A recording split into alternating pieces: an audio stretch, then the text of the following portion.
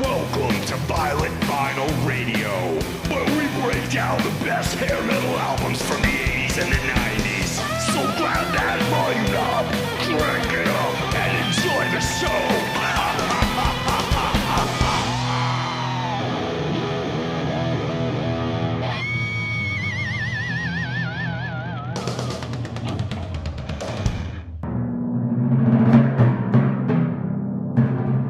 Live from the VVR studios in downtown Boston, it's showtime. Welcome to Violent Vinyl Radio. I'm your host, Des, and as always, I'm joined by my two co-hosts. First up, the podcaster that's holding all the aces, Dangerous Dave. Yeah, motherfucker! And last but not least, the podcaster. Oh, I'm sorry. Go ahead. Sorry, that's my best Rob Zombie impression. Okay, sounds I like think you guys need to stick to Paul Stanley. sounds like all 14 songs on this album. Nicely done, Dave. And last but not least, the podcaster who likes the dark side of the beat, Lisa. Hi, guys. I'm apologizing ahead of time because I have no voice at all and will be coughing and clearing my throat through the whole thing. So Great. No extra charge. So you got that going for you, which is nice. As always, the mission of this show is for us to introduce each other and you, the listeners, to albums and bands which you may never have heard before, while also discussing the classics. So sit back and enjoy this fine podcast. And speaking of fine podcasts, Dave, where can they find this one? We are available on most podcast outlets. Also, check us out on YouTube. Give us a listen and tell a friend. Like, subscribe, and share. You can find our social medias at Instagram at user handle VVR Podcast Insta, and at Facebook at Violent Vinyl Podcast. Awesome. So over on Hey, Did You Ever See That Movie, our sister podcast, we did do a Patreon, which is nice. You know, we have people over there that wanted to help out the show, and they do. But we did do a merch store. So we've got our merch store up. I was talking about it on the last show, the White Lion episode. So we've got that going. A couple of our hardcore listeners have already contacted me and they've already ordered some shirts up. So I want to say thanks to you guys. I know Radio was one for sure. Jay Summerfield, Gil, a few other people. So we sold some shirts. First run, like I was saying over on Hey, Did You Ever See That Movie? We're brand new at this. We're going through Printify. The first design was the devil horns, metal sign, Violent Vinyl Radio. I got one. I ordered one. If you go over to our Facebook page, you can see me sporting the shirt, so you can see what it looks like, and you can see my ugly mug. can we find that merch store? Yeah, I am going to give that information. Okay. Slow down. So the shirt I received, I was relieved. I wasn't sure how good it was going to look because of the image I sent them. It could have been tighter and it could have been a little brighter. I'll give you that. But all in all, I thought it was pretty good for a first run. So if you got that, thank you for ordering it. They're going to get better going forward. Just think about that one as more of like a collector's item. Like, I got one of the first ones. In the picture, it looks fantastic on you, though. No, well, I mean, because it's on me. You must have to really examine it to see the problems because it looks great. Yeah, no, it does look great. And I make everything look great. So that's part of the problem. No, seriously though. The design was good. It was good. It was passable. It wasn't exactly what I want, and it's not exactly where it's going to be, but it was good enough for a start. But if you've been over to the store already, since then, we've added a couple of new designs and some better images. For Violent Vinyl Radio, we've added a design that is a bloody handprint with VVR podcast done in some Blade Runner writing. It's super sharp. It's an awesome shirt. I'll be ordering one. I suggest you do it too. For Hey, Did You Ever See That Movie? We've just added a new design. It's a play on the Reservoir Dogs poster. Came out fucking awesome. And you can also get both of those designs and the old designs in a coffee mug. Now, we do not do a Patreon over here on this podcast. All I ask is that each of you maybe just buy one item off of our merch store. a month. um, but I do, I personally pay for the server and all the costs of putting both of these podcasts out. And it's not super cheap. I mean, it's not putting, not taking food off my table, but it does cost me money every month. So you guys can help us out by buying stuff from the merch store. It'll help pay for the show. So there you go.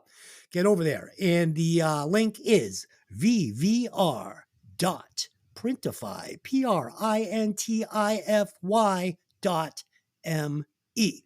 And I suggest you put that in lowercase because it seems to go over to the site easier that way. And if you have any trouble punching in the address manually, just again, go over to the Facebook page and the link is there. So there you go. Let's head over to the mail bag. This week, Ben Brooks wrote in and he asked me, he said that he had listened to the Dogs D'Amour episode. I apologize that the co-hosts at the time were so clueless they couldn't see what a masterpiece inside the Dynamite Jet Saloon really was. Fucking morons. But he said he really enjoyed it, and it's one of his favorite bands and one of his favorite albums. And he asked me if I would pick another one of his favorite albums to do on this show. I asked him what it was. He said it was Shotgun Messiah's Second Coming. That would be the album. Album I've never heard before. I've only heard one song off that album, which was Heartbreak Boulevard. Good song. I liked it. So I will reveal my answer at the end of the show today on whether we will, in fact, be listening to Shotgun Messiah's Second Coming album or if we will be listening to Master Puppets. So a little something to look forward to at the end of the show. Radio wrote in before he ordered the t-shirt and he said, any flannel is offered in the VVR shirt designs and he will go Full Metal Jacket. So Radio, I might add an Eddie Vedder limited run flannel VVR shirt just for you. I love Radio. He's so awesome, man. He ordered a fucking VVR shirt and a Hey, Did You Ever See That Movie shirt right out of the gate. Radio is fucking awesome. Nice. Metal horns to Radio. Lisa, did you receive any mail? I got quite a bit of mail, so I'm going to share one first from Carrie G. Okay. She says, oh my God, this episode was absolutely hilarious today. This is about the White Lion episode. I completely agree with Des, but if I'm being honest, at the time, yes, I was closest to listening like Lisa. LOL. Great podcast. Thanks, guys. Awesome. She's not alone because I got a lot of messages from people and a lot of them were private messages because I think people didn't want to admit this publicly, but that yes, my opinions on White Lion, especially with the women, were shared across the board. So, oh, that's fucking awesome. Okay. Oh, we love Mike Tramp. Hey, you know, there's a reason we do Frontman Leaderboard, right? That was important and you have to admit that. So. I admit nothing. I hate Mike Tramp. Okay. Oh my God. Oh my God. Okay. So I'm sure I'm going to fuck up the arrangement of the show again, like I always do, but let's keep going. Tonight, we will be discussing Devil Music Volume 1. No way. What? Sexorcisto. Sexorcisto. Oh, okay. There you go. Devil Music Volume 1. The third studio album by White Zombie, produced by Andy Wallace. Released on March 30th, 1992 on Geffen Records. The album peaked at the number 26 spot on the U.S. Billboard 200 solely for Thunder Kiss 65. Like, that song is a fucking banger, and it was a lifeline for this album, in my opinion. Band's lineup was as followed. Rob Zombie, vocals. Jay Younger, guitars. Sean Zuz, bass. And Ian Droom on drums. Lisa, would you like to redo those? That was awful. I know. Dave's got the better voice today. Dave. You say those names properly. Go ahead, Dave. Okay, it's Rob Zombie on vocals, Jay Younger on guitars, and Sean Isolt on bass. I believe that's the way to say it. And Ivan DePrume on drums. I would challenge Fee to spell those names. Okay. So I guess this is where we're going to go for some band facts. Am I right? That is right. Damn, I'm on my game today. I waited till the very last second to take that edible. I took it 1 minute before I sent you guys the link, so I'm still good. By the end of this 3-hour album, I will probably be drooling on the microphone. Dave, what do you got on White Zombie? Okay, White Zombie was a New York band formed in 1985. Formed by Rob Zombie, who is originally from Haverhill, Massachusetts. Not Haverhill, you Jersey bastard. We had a Haverhill, Mass. We had a keyboard player from Haverhill back in the Boston Brats days named Eric Lyons. So shout out to Eric Lyons, great piano player. And one more quick thing was funny. So I was just looking at my old band on YouTube, Boston Brats, whatever. One of my old bands, and I typed in Boston Brats, and a new band came up, Boston Brats. No. Uh-oh, yes, sue 'em. yes. So there's a new band out called the Boston Brats. They're kind of like punk rock, young gippers. No, I'm not going to be a fucking dick like that. Like, yeah, I mean, honestly, I wish them the best of luck. I hope they have better luck with the name than we did. So there you go. All right, Dave, keep going. So yes, Rob Zombie was originally from Haverhill, Mass. Yeah. And I used to live there. And his girlfriend at the time, Sean Isolt, was also a original member forming White Zombie. They attended Parsons School of Design. They released music on their own until being signed to Caroline Records and putting out Make Them Die Slowly in 1989. The band moved over to Geffen Records and released this album in 1992 and soon achieved mainstream success. The band was named after the 1932 horror movie White Zombie starring Bela Lugosi. Ooh. According to Wikipedia, it is considered the first feature-length zombie movie. It is about a young woman's transformation into a zombie at the hands of an evil voodoo master. And of course, it is a voodoo zombie movie rather than a brains-eating zombie movie. Lugosi is the main character who plays a malevolent voodoo and zombie master with telepathic powers. Large portions of White Zombie were shot on the Universal Studios lot, borrowing many props and scenery from other horror films of the era. Lugosi's makeup artist on the movie was the famous Jack Pierce, who had been responsible for the makeup of several other famous horror movies of the day, including Frankenstein, Wolfman, and The Mummy. And Rob Zombie said of this film, "It's a great film that not a lot of people know about. It amazes me that a film that is so readily available can be so lost." Bassist Sean originally played keyboard in a different band with drummer Ivan DePrume, but the band soon broke up. She switched over to bass guitar for White Zombie, and drummer Ivan joined up in 1986. Based on the lineup changes, this album was more heavy metal and groove rock than their previous work that had stronger punk and noise rock influences. This album was supported by the band with a 2.5-year-long tour, which saw them performing with numerous bands such as Pantera, Danzig, Kyuss, Testament, Megadeth, Sepultura, Suicidal Tendencies. This is everybody in music in 1992. Anthrax and Monster Magnet. During the tour, drummer Ivan DePrume left the band to pursue a career as a producer engineer, as well as drummer percussionist, and opened his own studio. All 3 music videos from this album, in addition to appearing on MTV and Headbangers Ball, appeared on the show Beavis and Butthead. Specifically, Season 2, Episode 9, Home Improvement, Season 2, Episode 21, Yogurt's Cool, and Season 3, Episode 5, Kidnapped.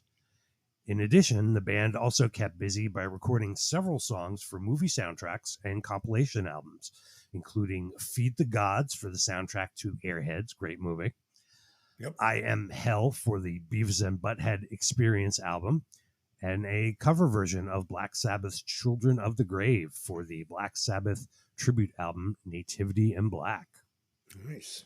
It's kind of timely with the big Ozzy concert going on yesterday. I saw some clips from that. Sounded pretty cool. Yeah, it's some good stuff. Nuno Betancourt, right? Yeah, Nuno was tearing it up, and Steven Tyler and Zach Wilde. And who's the guy with the silver skull face? I think Singer. he's from the band Ghost. Okay. Yeah, that okay. was the guy from Ghost. Yeah, nice job. I watched it too. Yeah. I thought it was really cool. Even Jakey Lee was there, Yeah, we had ripping on guitar. yeah, Travis Barker, fucking house drummer, kicking ass.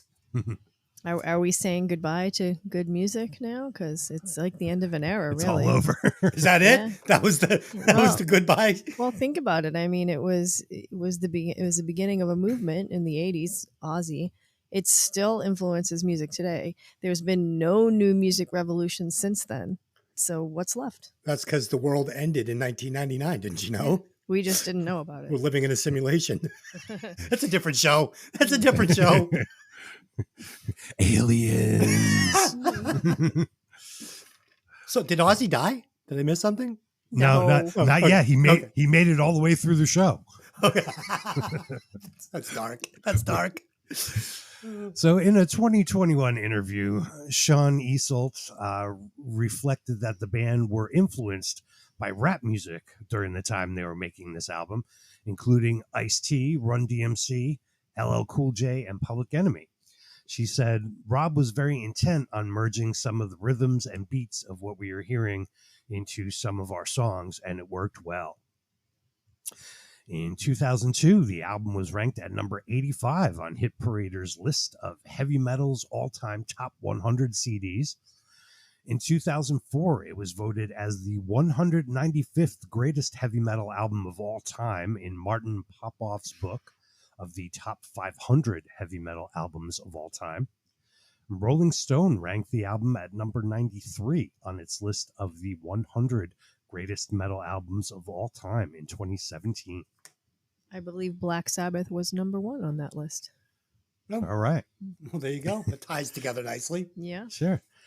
For all songs on the album, the credits are lyrics written by Rob Zombie, and all music is composed by White Zombie as a band. Nice.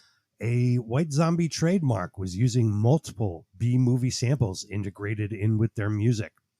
The album's Wikipedia page has a helpful listing of the sample sources and includes lines from many sources, including Plan 9 from Outer Space, the original Night of the Living Dead, the 1958 crime drama film High School Confidential, and the Russ Meyer classic Faster Pussycat, Kill Kill.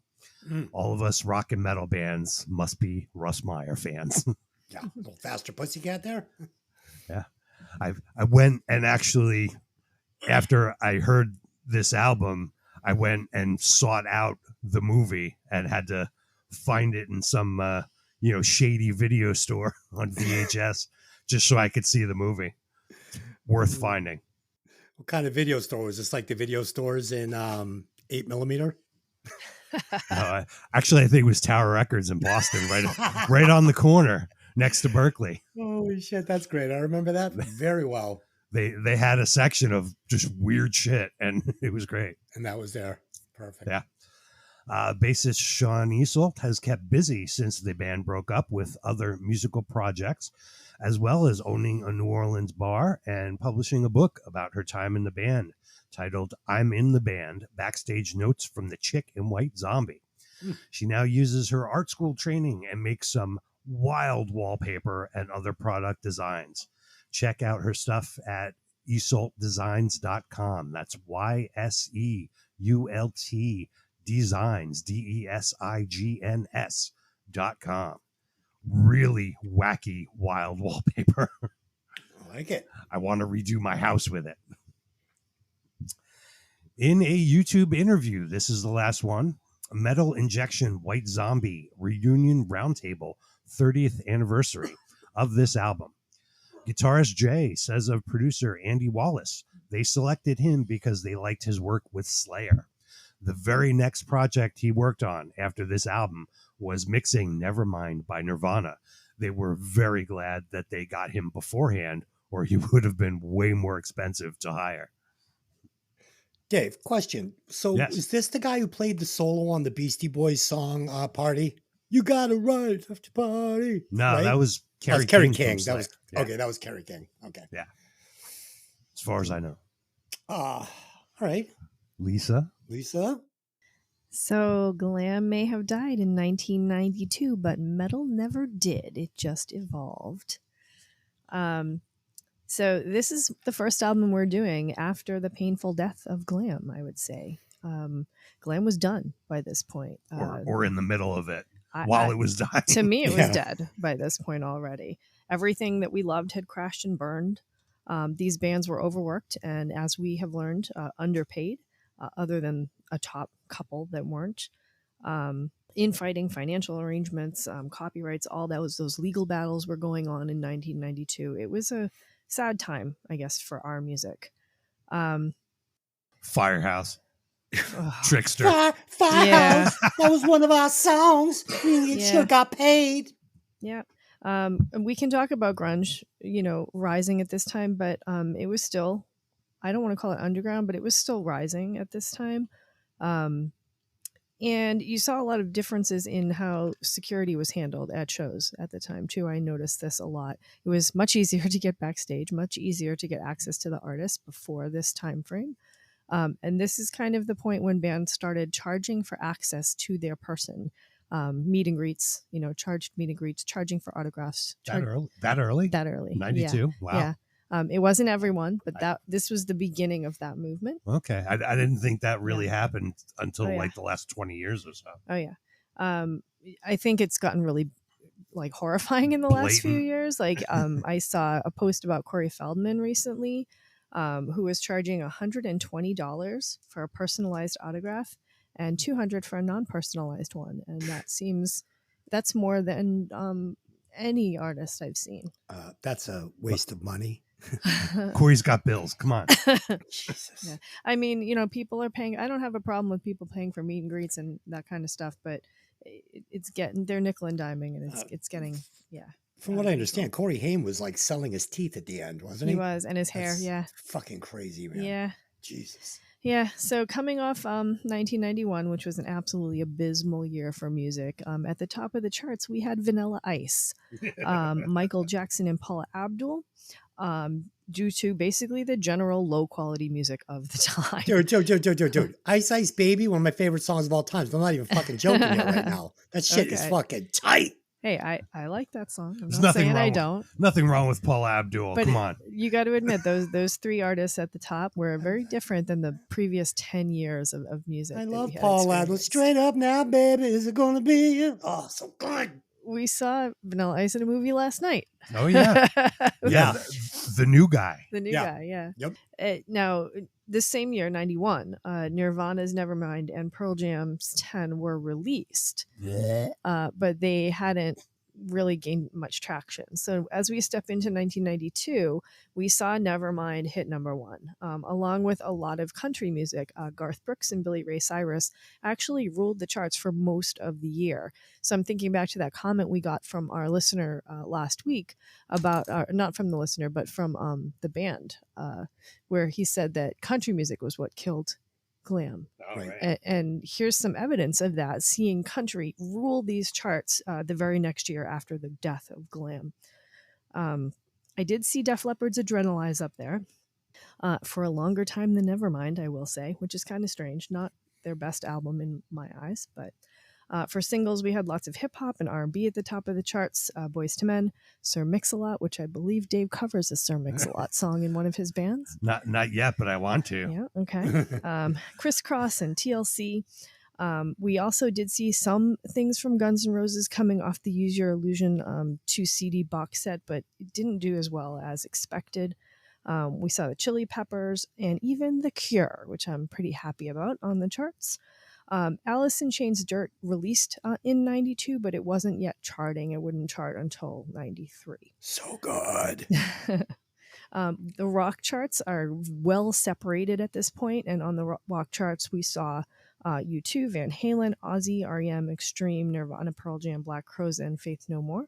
This was a really big transition year for music. I think people were confused about music and were looking for what the next thing was going to be, and grunge was coming up and lots of things were going on. So cue White Zombie. So this is their third studio album. They had a loyal but very small fan base before this album. Their original 2 albums were much more punk and noise, much more in the genre that I like, noise music, much more. They switched into metal. They were seeing Slayer at the time in concert a lot and wanted to sound more like Slayer.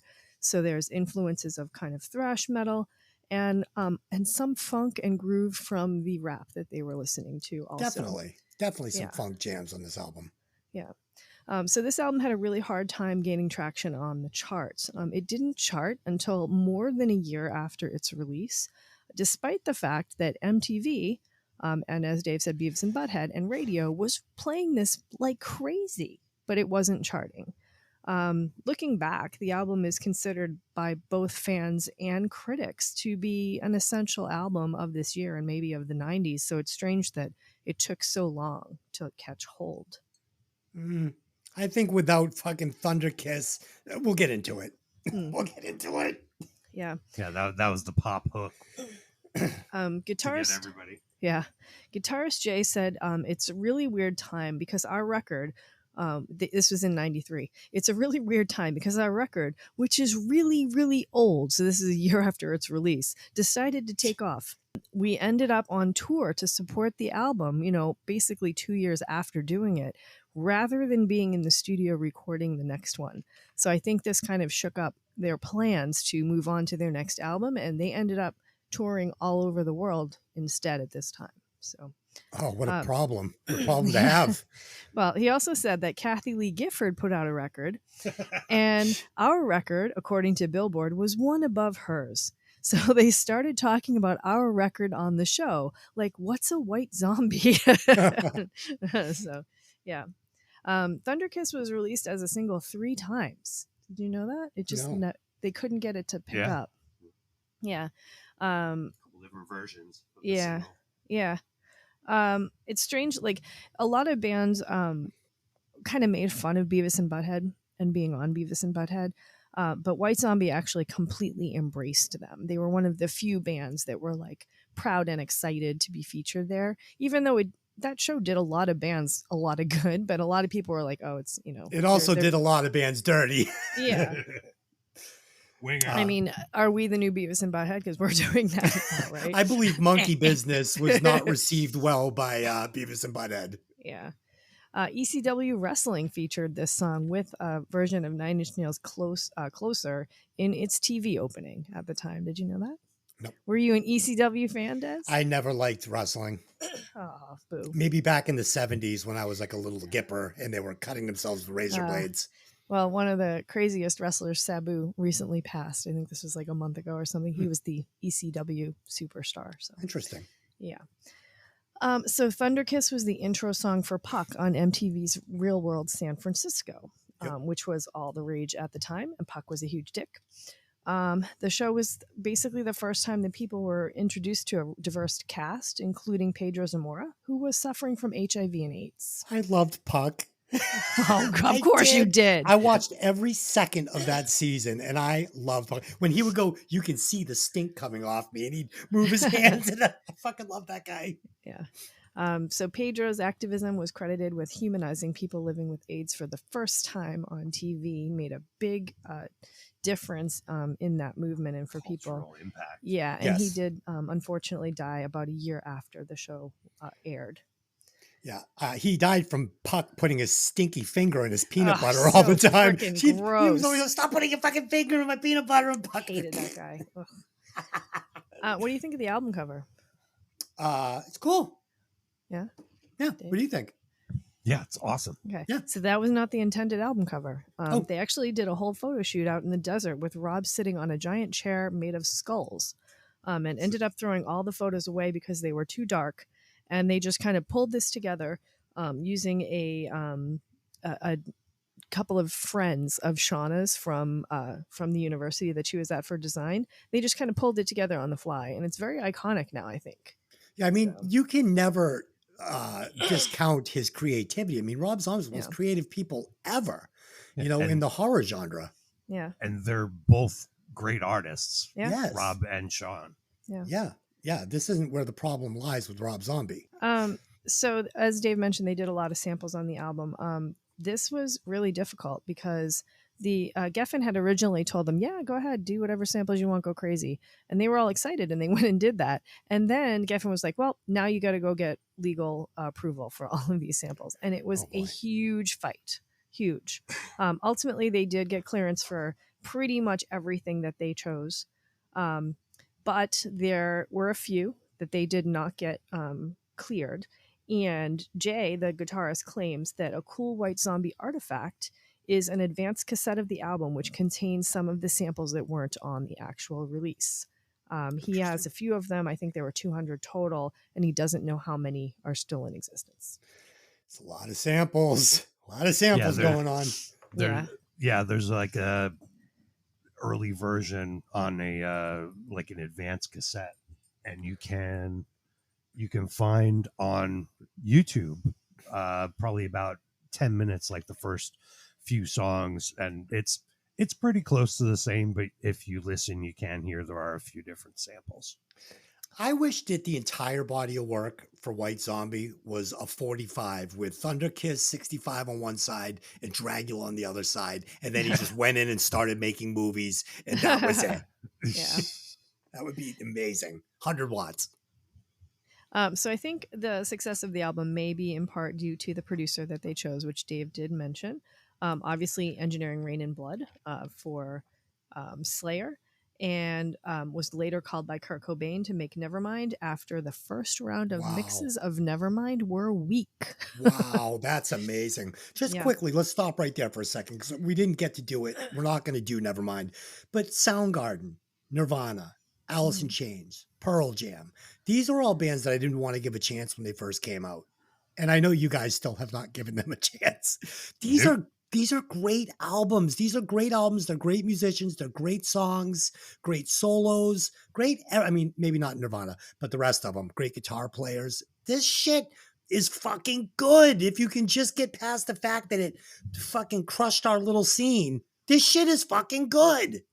Okay, keep going. Well, White Zombie did tour with Soundgarden, and I think actually ended up on a lot of festival bills with these bands because that was the music of the time.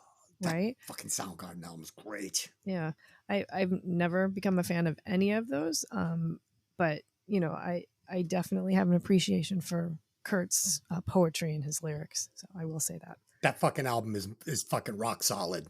Yeah, and I believe he also wrote Hole's. I think it was her second album, "Live Through This," which was a massive hit for her. I'm nearly sure that he wrote it. Theory. There are some fucking great songs on that whole album. And let's not forget Smashing Pumpkins and so many other great bands. Now, I'm a huge fan of Smashing Pumpkins. I don't consider them grunge. They're something different. I don't know what agree. they are, but glam grunge at the beginning. Yeah, I love them very much.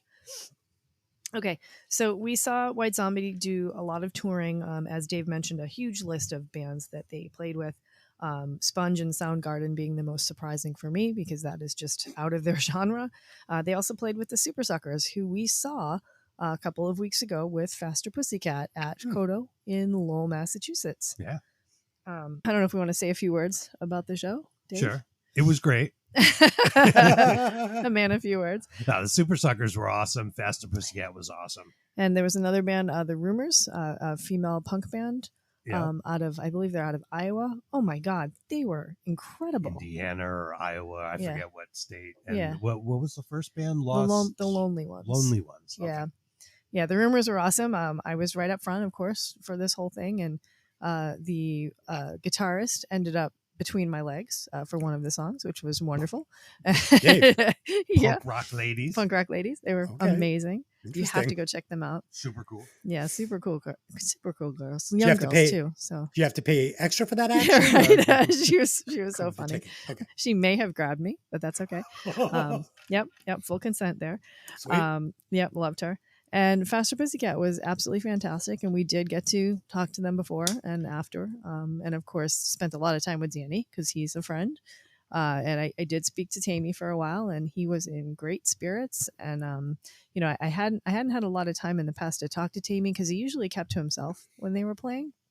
But he was very social this time, and he was in great spirits. He looked great. He looked healthy.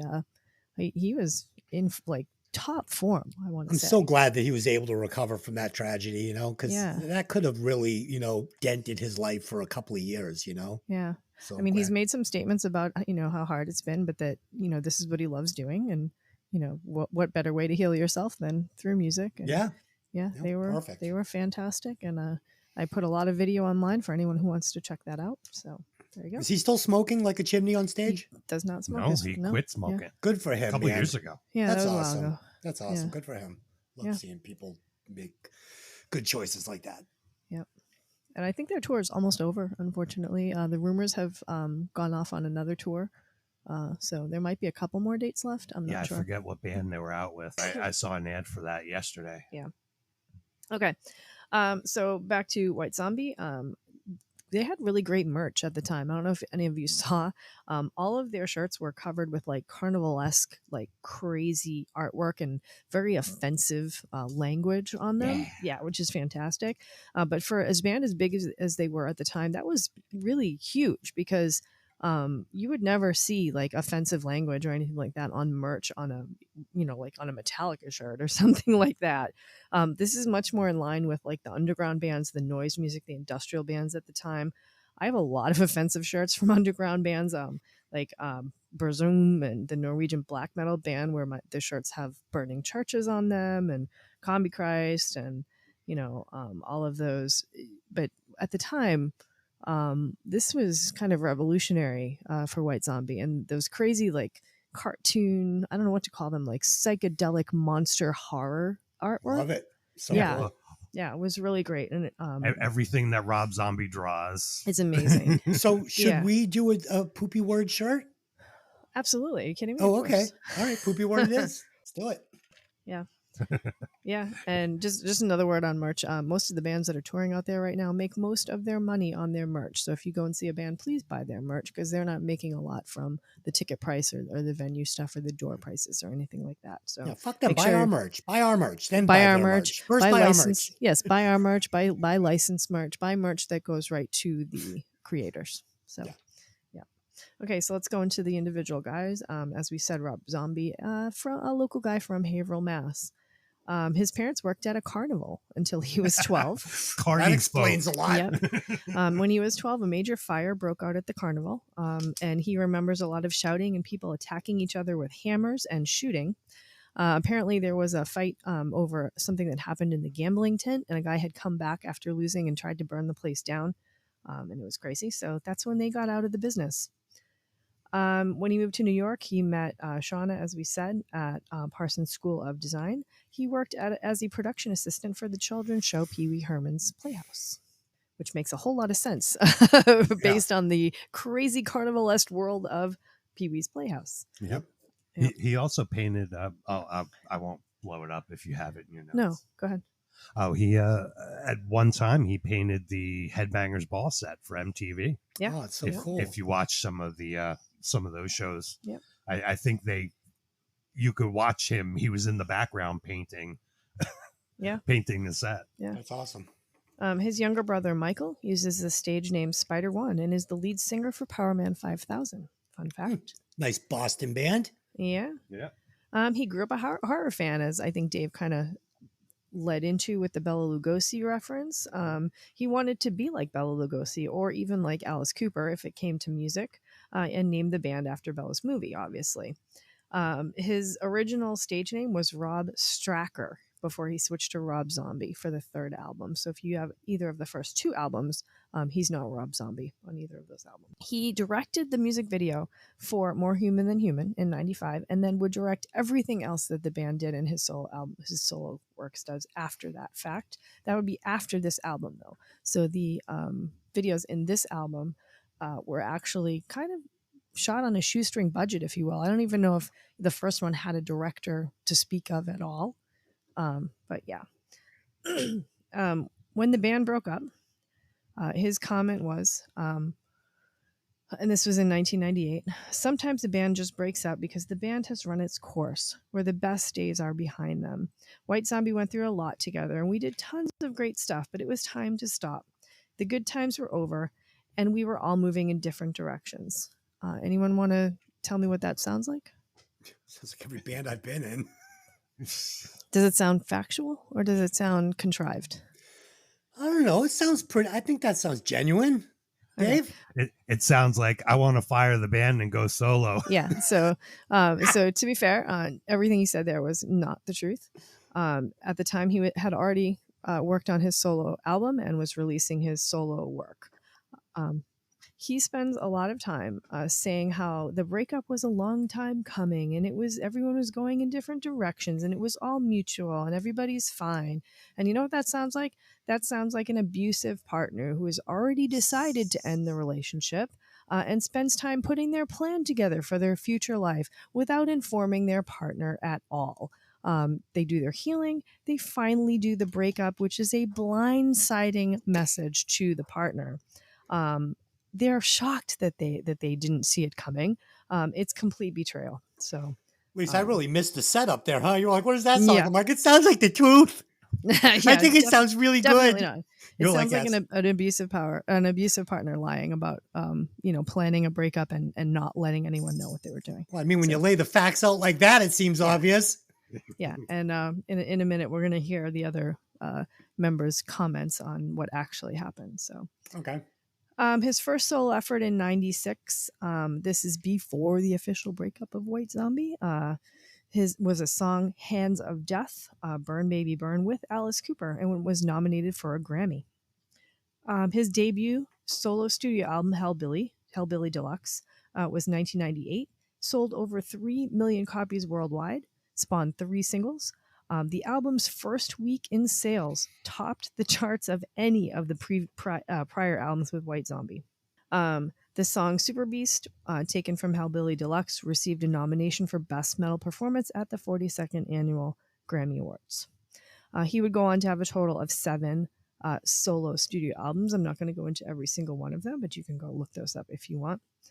As a solo artist, he's worked with a ton of musicians, including Charlie Clouser of Nine Inch Nails and former White Zombie bandmate John Tempesta, who's kind of come along with him on his solo. So Zombie formed his own record label, Zombie A Go-Go Records, in 1998.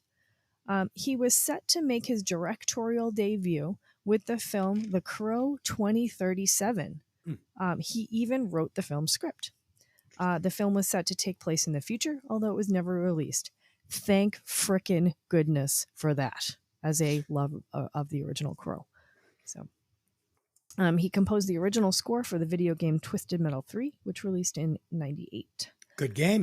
Yeah. So now we want to go into his movie career just a tiny bit. Although for me, this is where he really shines. His first horror film, House of a Thousand Corpses, 2000. You can't get better than that. It's the best. Yeah, super controversial project, not released until 2003 after being canceled by the studio. Since then it's been described as a cult classic. So obviously the original studios made a mistake here. Oh yeah. Too controversial. Yeah, too ultra violence, I guess. Speaking of horror movies, get over to fucking Hey, did you ever see that movie? And listen to The Shining, which we just did. And the only reason I bring this up is because at the beginning, I tell a little story of how I was forced to live in a closed hotel for a year at the age of 12 years old while my mother was gallivanting around up in Boston. So my mother took a job fucking watching an abandoned hotel in Gloucester. Not abandoned, it was closed. And I was 12. She had a boyfriend in Boston who she would go stay with for literally week 10, 2 weeks at a time.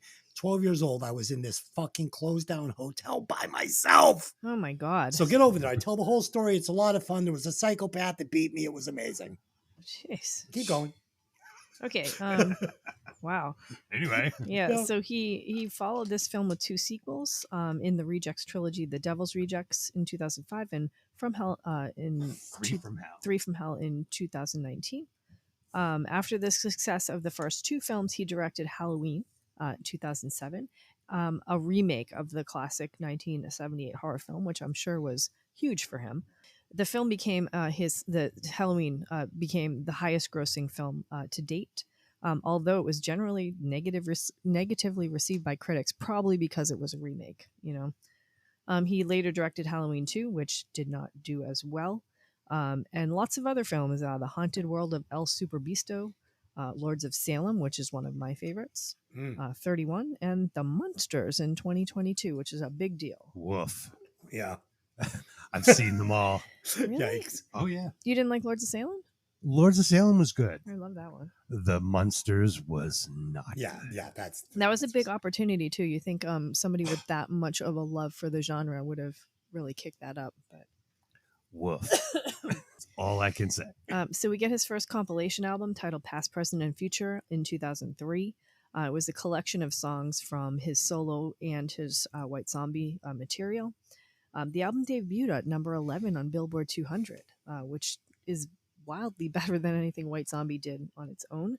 that's crazy. And as a compilation album, it sold over 1 million copies. Wow. I mean, that's insane. Greatest hits. Okay.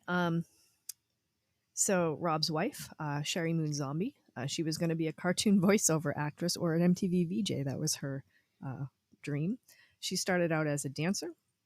She was in 11 of his solo music videos, including 4 of White Zombie's videos. She starred in the cabinet of Dr. I'm going to like totally ruin this, Caligari, which was the themed music video for Living Dead Girl. She's on the cover of Living Dead Girl 1998. She also appeared in Black Label Society's video for Stillborn and Prong's video for Rude Awakening. Stillborn, great name. Yeah. She co-starred in obviously basically all of his films, playing Vera Ellen Baby Firefly. So Baby, I guess, was the name of her character. Yeah. She claims that she never had any aspirations at all of becoming an actress. And she was actually awarded a Spike TV Scream Award for the most vile villain alongside of her co-stars who were also in the Firefly family. She has a clothing line, Total Skull. And she married Rob Zombie at the Graceland Wedding Chapel in Las Vegas in 2002. They're both vegans and they raise rescued animals on their farm in Connecticut. Nice. Rob also released 7 comic book series, the last one releasing in 2010. Of course, all crazy carnivalesque horror-themed awesomeness. He launched the Great American Nightmare Haunted Attraction in 2013, which is in Chicago, basically themed around his movies. He isn't very vocal about politics, but as someone who values free expression and art, one of his creations was the target of a radical Christian right movement. No shocker there, right? They're always trying to bring back the satanic panic. He's criticized the initial cancellation of his 2020 horror film called The Hunt, following an outcry from U.S. President Donald Trump and his supporters, stating, this is Rob Zombie's quote, stating, "As far as canceling The Hunt, that's just bullshit. It's a sacrificial lamb that solves nothing in society. They always do that. If it wasn't this movie, it would have been a video game, or sometimes it's somebody's rock album. That was satanic. We have to ban that. It's always something, and none of it matters. It's all fake. It's all just a fake show." Fugazi. I mean, they're always looking for a target, right, to keep you from seeing the crimes that they're actually committing. Yes. Right. They also have like a Devil's Rejects thing or some of his movies at Haunted Horror Nights at Universal Studios, Mhm. I believe, and within the last couple of years. Yeah, absolutely. Yep. Like The government wants to protect you from everything, but if Except it themselves. makes them money, like if it's taxable or they don't give a fuck. Like, go ahead, smoke fucking Marlboros all day. It's fine. Yep. In 2021, Rob Zombie, John 5, Nikki 6, and Tommy Clufados, I'm sorry if I butchered your last name, Tommy, formed a supergroup called LA Rats. In 2023, he co-headlined Freaks on Parade tour with Alice Cooper, Filter, and Ministry, acting as his opening acts. The tour spanned 1 month, lasting until September 24th, visiting only 19 venues. I missed that one completely. Rob Zombie told England's Rock AAA that White Zombie will never reunite. I don't see the point. I think with most things, people have a memory of something like, I saw them when I was 14 and it was the greatest thing. But if they saw it now, they'd probably go, I wish I hadn't seen the reunion. It was awful. It's better to leave it alone. I haven't talked to anyone from the band except John Tempesta in more than 15 years, and this was in 2011. See, I kind of feel that way. We were talking about this off air, Lisa, me and you, and it's just sometimes I just want my memories to be untarnished by Yeah. what's left Yeah. of these bands. Some of them, and some of them, like LA Guns, some of these bands are great. They're doing it awesome, and you go Yeah. and you're seeing a new version of it that's, you know, as cool in a different way. But some of these projects, oof, Cringy. oof. Rob does not use drugs, and as we will find, the entire band was not into the drug scene or the addiction scene like many of the previous bands we have come across. So that's a wild change from what we've done before. Yeah, they didn't seem like drug guys, and I'm sure they probably have some of their money left, which is Yeah, nice. exactly. Okay, let's move on to Jay. Jay Unger, guitars. He's from Chicago, grew up in the punk and hardcore scene, was in the punk band Rights of the Accused in '82, which released an EP, but he left that band in '85 to go to college. Didn't work out too much in college because he moved to New York in '87. He spent a couple years in New York and New Jersey trying to form a band. Dave, why didn't you form a band with Jay? I didn't know him. Okay. In '89. And I was like 12. In '89, he auditioned for White Zombie and was hired as their 5th guitarist. They had 4 previous guitarists than him. Not that they had 5 guitarists in the band at once. All at the same No, time. that didn't come out quite right. Yeah. By this time, the band already had 2 studio albums and had spent an extensive amount of time touring. Within a year, they were signed to Geffen and recorded the album we are talking about today. He's lived in Los Angeles, Chicago, and New York, and has worked as a recording engineer and record producer, and now lives in Madrid, Spain. He talks about the writing and the recording of this album, saying that all 4 musicians were very different, and we all wrote together. It became arguments over style, but it also turned out to be a lot of good music. Rob generally refused to sing while we were writing, which meant that I had no vocal cues to guide me, and I used to have to make elaborate charts of the songs to follow. When we played live, he never sang anything the same way twice, and I used to purposely not get vocals in my monitor because it just made things more confusing. By the time they were recording Astro Creep, which would be the next album, things were getting worse. Jay says later, around that time, Rob started to hate anything with any kind of melody in it. He was always saying, "Can't you just go chukka chukka there?" And I'd say, "This isn't a drum, it's a guitar. It's got notes." He'd want to use techno loops for everything and cut all of the music out of it. And it was a situation where it went from difficult to impossible. In recent interviews, he's had some bad feelings about the band and how they moved forward after the breakup. On the release of the 2008 box set, Let Sleeping Corpses Lie, Jay claims he had no input into the box set at all and said he and Sean were simply sent a setup in the mail. He commented that none of the photos were credited and reminded Rob that he needed to credit people for their work so that they wouldn't be sued. And he got the answer back, "Really? We do?" Yeah, sad. He claims the ultimate end to the band was over disagreements amongst the members. It's inevitable when people live on top of each other for so many years that things will go bad and people will drift apart. It happens with every band. He said he wanted to make another album, and I believe Shauna has said the same thing. He was really happy and proud of their work and liked how they mixed genres from Public Enemy to Slayer. But he said after seeing Rob's solo work, he sees it that it wouldn't have worked anyway. He wanted bass guitar and drums to be the main focus of the music, and Rob's future albums would go the way of industrial techno and sampling. His quote about that is, "Now you can hear how little humanity there is in Rob's stuff." About the lowest point of the band, he says it was when Ivan DePrume left the band in the middle of an intensive tour. We got this interim drummer, and our sound man, who was very compulsive and had substance abuse issues. We had this giant show in LA, and the drummer had disappeared beforehand and went on a bender. He was totally fucked up, showed up 5 minutes before the show. So we played this show knowing we're firing him immediately afterward. The problem, though, is that there were all these record company people backstage who wanted to take all these pictures, and we had to stand around smiling and pretending everything was totally cool.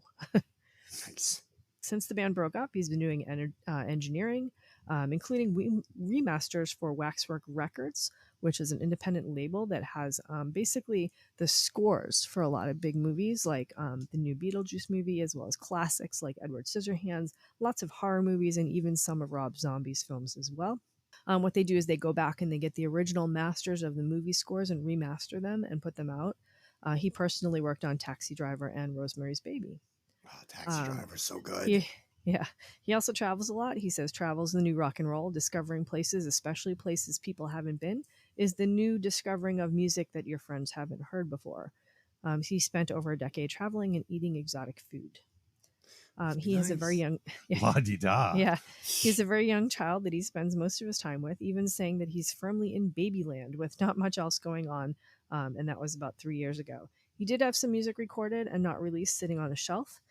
Sounds familiar. Dave and Des both have that. Yeah. Claims he doesn't play much and isn't excited about touring ever again. I wrote a rap song. I was going to do this thing. I was going to call it no. Gone. I was going to call it Gone Dark, right? I was going to do this rap thing and put it on YouTube and not tell anybody who it was my channel. So I did the whole thing. I played it for Delynn. Her face was bright red. She's like, "This is the gayest thing you have ever done." I can't even. She's like, "I died a little bit inside having to listen to this." Oh no! Oh shit! I tried to do it like old school rap, like Beat Street. Oh, Stop it. Okay. Okay, let's go to Sean. I keep calling her Shauna. Her real name is actually Shauna, and when the band speaks about her, they call her Shauna, but Sean. She grew up in a household of scholars. Her mom, a poetry teacher, and her dad, a English literature teacher, and is the main authority on Ernest Hemingway. She was surrounded by a bohemian flow of deep intellectual conversation throughout her youth. Before she became a bassist, she studied fine art and ballet while attending North Carolina School of the Fine Arts. That was her high school. Nice. She met Rob at Parsons School of Design. They were in a relationship from 84 to 91, but they were able to keep their band together and work together, which had to be brutally difficult. She was with White Zombie for its entire run, being a founding member and going all the way to the end of the band. In 96, she was in a Germs tribute band with Jay, the guitarist. She played bass in Rock City Morgue, which is a gothic rock band, which everybody needs to check out. They're freaking amazing. Rock City Morgue? Yeah, they're great. She formed the Famous Monsters band in 1995, which also featured Katie Lynn Campbell, which is from the Toronto-based band Come On. I think they're kind of a big name up there. While they were on the break in 96, she had moved to New Orleans. She randomly found out that Rob was already starting his solo career. They had planned to bring White Zombie back for another album. She was pretty shocked by that and felt pretty betrayed. Jay and I both said, "We have more riffs. We'd love to write more music." And Rob kept saying, No, I think we're done. And what are you going to say? You can't tell the singer he has to sing. Even though our manager told Jay and I that we should continue on as White Zombie and get a new singer, we both refused that. That would have been dumb. Yeah. But the slap in the face was that Rob's solo album came out like the next day after the conversation. Yeah. So he had already been, spending the entire past year working on this album, knowing that White Zombie was never going to be a band again, and just hadn't told them. Horrible, horrible person. Good business move. Good business move. In 2006, she was briefly in the Cramps. She married supergroup musician Chris Lee on January 12th, 2008, and lives in New Orleans with her husband as from the point the band was falling apart.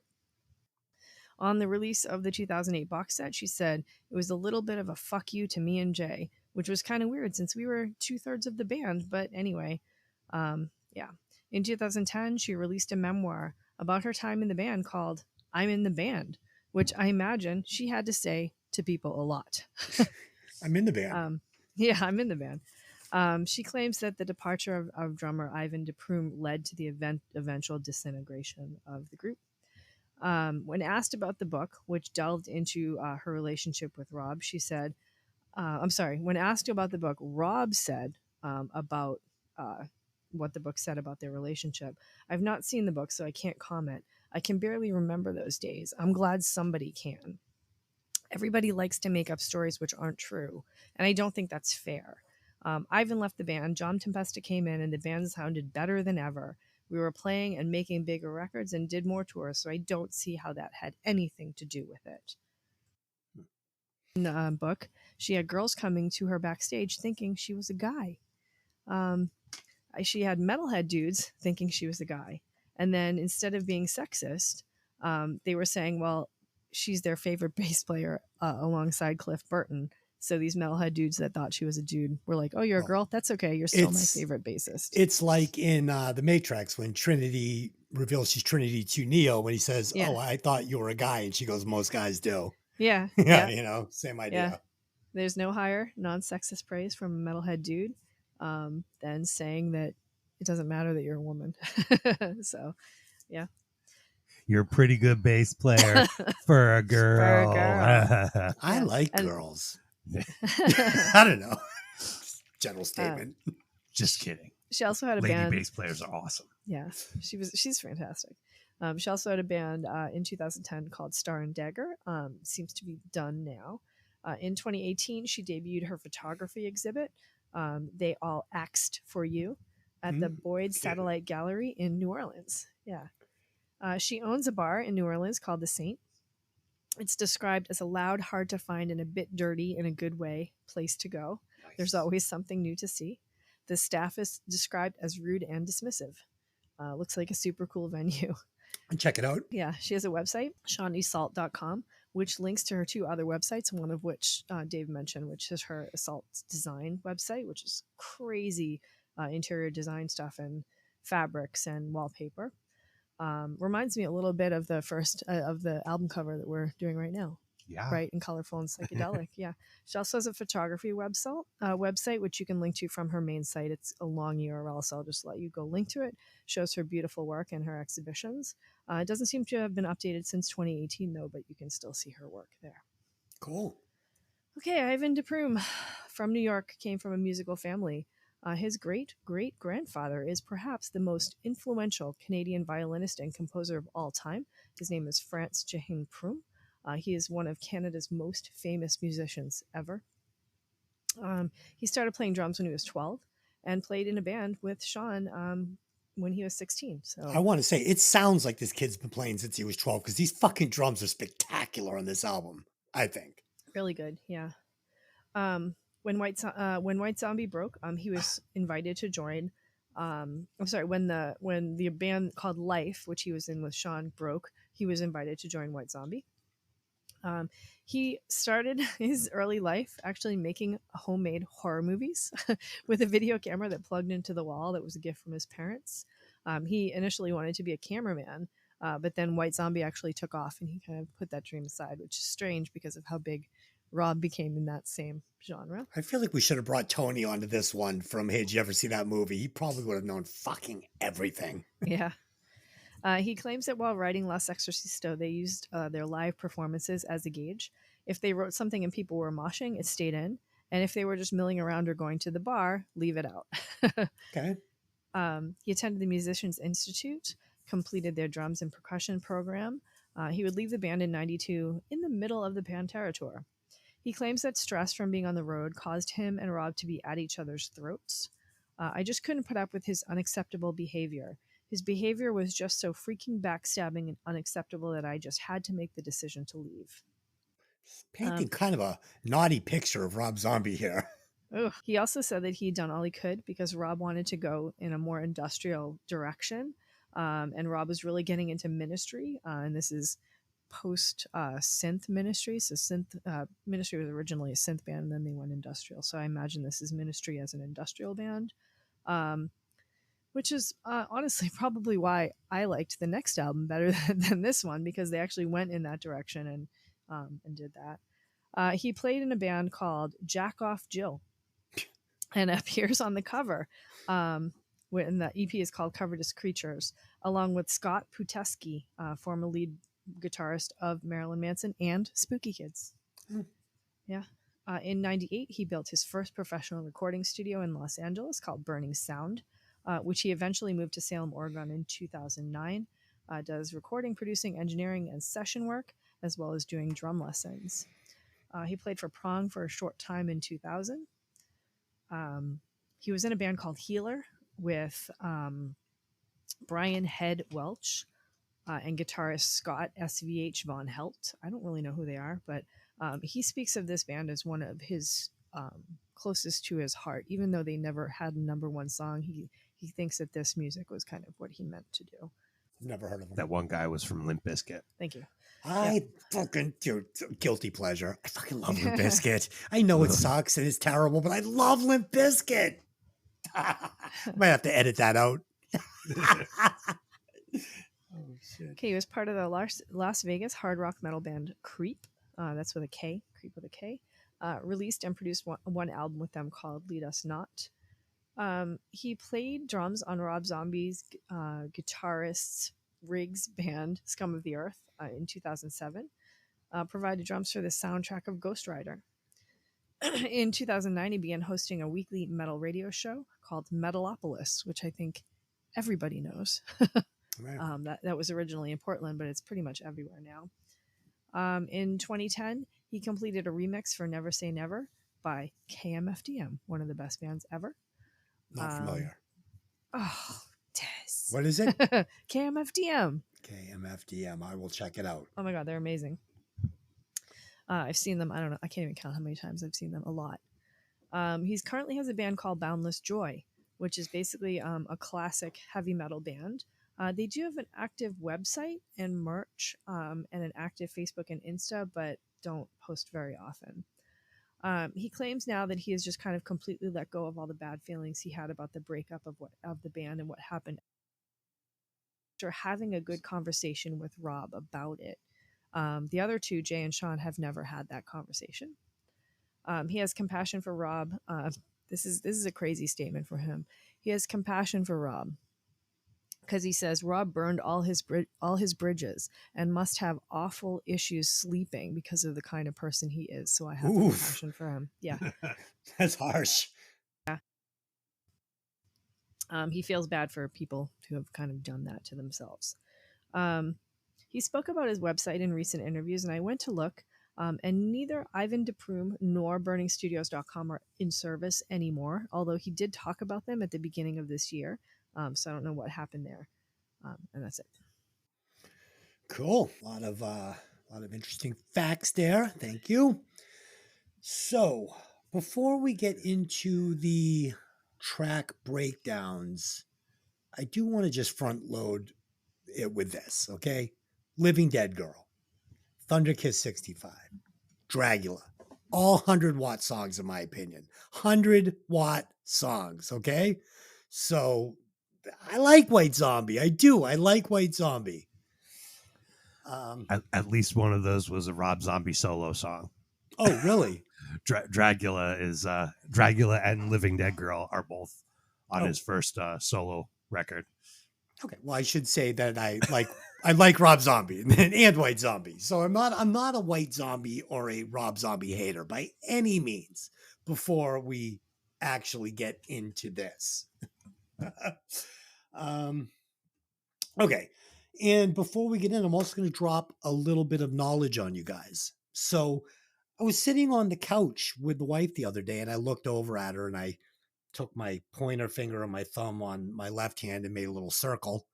And then I took my pointer finger on my right hand and I put it into the little circle and I moved it in and out real fast. And she goes, "What the fuck is that?" I go, "That's sign language for you want to do it." She goes, "You're a fucking idiot." And so she's right. I am an idiot. And it's not the sign language for you want to do it. Actually, it's sign language for you want to do it. Lisa, do you know? I don't know. Dave? Nope. I would have thought Lisa I would know, assume it's this. No, well, yeah. So that's what I thought. I'm like, that's it, right? No, actually, what you do is you make a little cross out of your two pointer fingers, you put it on your cheek, and then you move it down to your wiener or your cuckoo, and that is sign language for Wow. Let's do it. I guess The more you know. Dun dun dun. Yeah. Well, we'll never know because no deaf people are listening to the show. So I guess I can get away with saying whatever I want here. Okay, so that's they it. do close caption us, right? Oh, do they? Okay. Yes. Okay. So all right. So now we're going to rate the singer. Look, see that?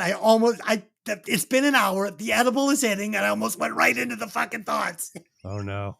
Okay, let's rate the singer. As always, it's 1 through 100. Did we do opening thoughts? Did I miss it? No, we didn't do opening thoughts yet. When does opening thoughts comes in after this? Yeah. Oh man, I was so close. I almost made it through today. Okay, all right. Let's go for some opening thoughts then. I'll get us started. So I am what you would call a casual White Zombie fan. I'm familiar with the hits and I absolutely love every single one. Dave, I also like his single solo hits, Living Dead Girl and Dragula, right? Hope I got that right. Yeah. But the question is, can Rob Zombie keep me interested for 14 songs with his one trick? I don't know. Let's find out. Dave, were you familiar with the album before preparing for the podcast? Yes, I have heard it before. Being an 80s rock guy growing up, I did not have an easy time transitioning into the pop culture of the 1990s. The new bands coming out like Pearl Jam, Nirvana, and Soundgarden did not appeal to me, even when they tried to shoehorn them in next to more traditional metal bands on Headbangers Ball. White Zombie, however, got a pass. They had groove and hooks and weren't afraid to look weird. Yes, a different kind of weird than the bands I was used to, but it still worked for me. Of course, I saw them on MTV. I think I picked the CD up, a year or two after it came out. I loved the art style inside the album, and maybe it worked for me because they had some of the same influences like Kiss and old horror movies and Godzilla and stuff like that. So I wound up liking their music too. White Zombie was one of the very few popular and modern bands that I did like. I had such an easy time transitioning. I just cut my hair off. I got a really great haircut. I bleached it blonde. I was racing motocross at the time, like every weekend. I was so into it.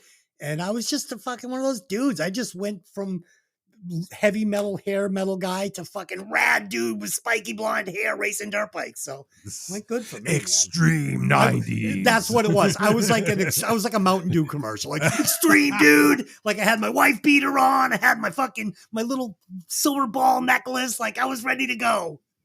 Oh yeah, I did not make that transition.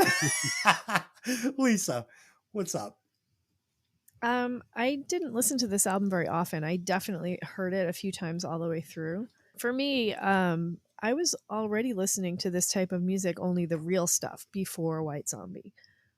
So I think that this music filled kind of a void for people because we had people leaving glam. We had metal kind of changing, right? We were pre-new metal, right? We weren't quite there yet. Yeah. We were pre-mainstream industrial. We were post classic metal. We were post glam. So that people were like kind of floating, right? But I really wasn't because I was already listening to industrial noise music. I was listening to Kraftwerk from and KMFDM from Germany, and I was listening to like Frontline Assembly out of Canada and Velvet Acid Christ out of Colorado, US, and Ministry, like after they had left synth and they had stepped into industrial. But even like Einstürzende Neubauten, which was noise music. That's a mouthful. It's the most difficult band name to pronounce. Sounds like a nice pastry. Yeah, but that was noise music, which is the world White Zombie was coming from, right? So you were hearing these noise influences, these industrial influences in their music, and Zombie gave that music a little bit of a glam edge in this album. So it was industrial but not. It was noise but not. It was glam but not. It didn't fit anywhere. So I was interested because I was like, oh, maybe we're finally going somewhere new. But I was already listening to this music, so it wasn't really new to me. I did see them at Axis by accident. They played in '92, and a friend of mine's band was opening for them. And it was like a weeknight, and I had to get up for school the next morning at like 5:30. So I was like, oh, I'm just going to come see your band and then I'm going to go home. Right. And they're like, no, you have to stay and see this other band. They're really great. It happened to be White Zombie. It was a good show. I had no idea who they were at the time. Yeah, it was worth it to watch them live, especially in the early days when they were still noise band, right? They hadn't really fully turned over yet. So weren't as slick as they would become later. right. And I did see them later. I saw them in 93 again at Access when they had cleaned up. They had, there was money behind them at this point, and it was almost a different band. And I think I also saw them in 2000 in New Orleans. That's great. Yeah, so I've seen them a few times, not a lot of times. I like White Zombie better than Rob Zombie's solo stuff, but I like Rob Zombie's movies better than any of it. So that's where he truly shines. Definitely. So, yeah. And he's he's a horror guy. He's a little goth as well. So, of course I'm watching. Yeah, his talents definitely lie in his art and his filmmaking. Yeah, but cool words. I mean, what you can make out on this album is some really fun, fun subject matter, I guess. Yeah, man, at that time I was in the Boston Brats, long hair, fucking Aerosmith type band. Like, I'm talking like a light switch, man. We turned that shit around to like some weird 90s band, right? Like spiky blue hair. We were all wearing like plastic outfits and fucking like it's shameful. We should have just stuck to our guns. It was a bad move. Okay, now can we rate the singer? Yes. Okay.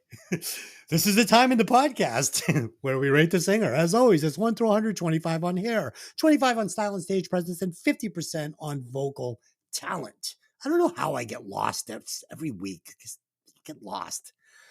So for me, Rob is definitely a next level cool guy as like a slash rock star, filmmaker, living ghoul artist.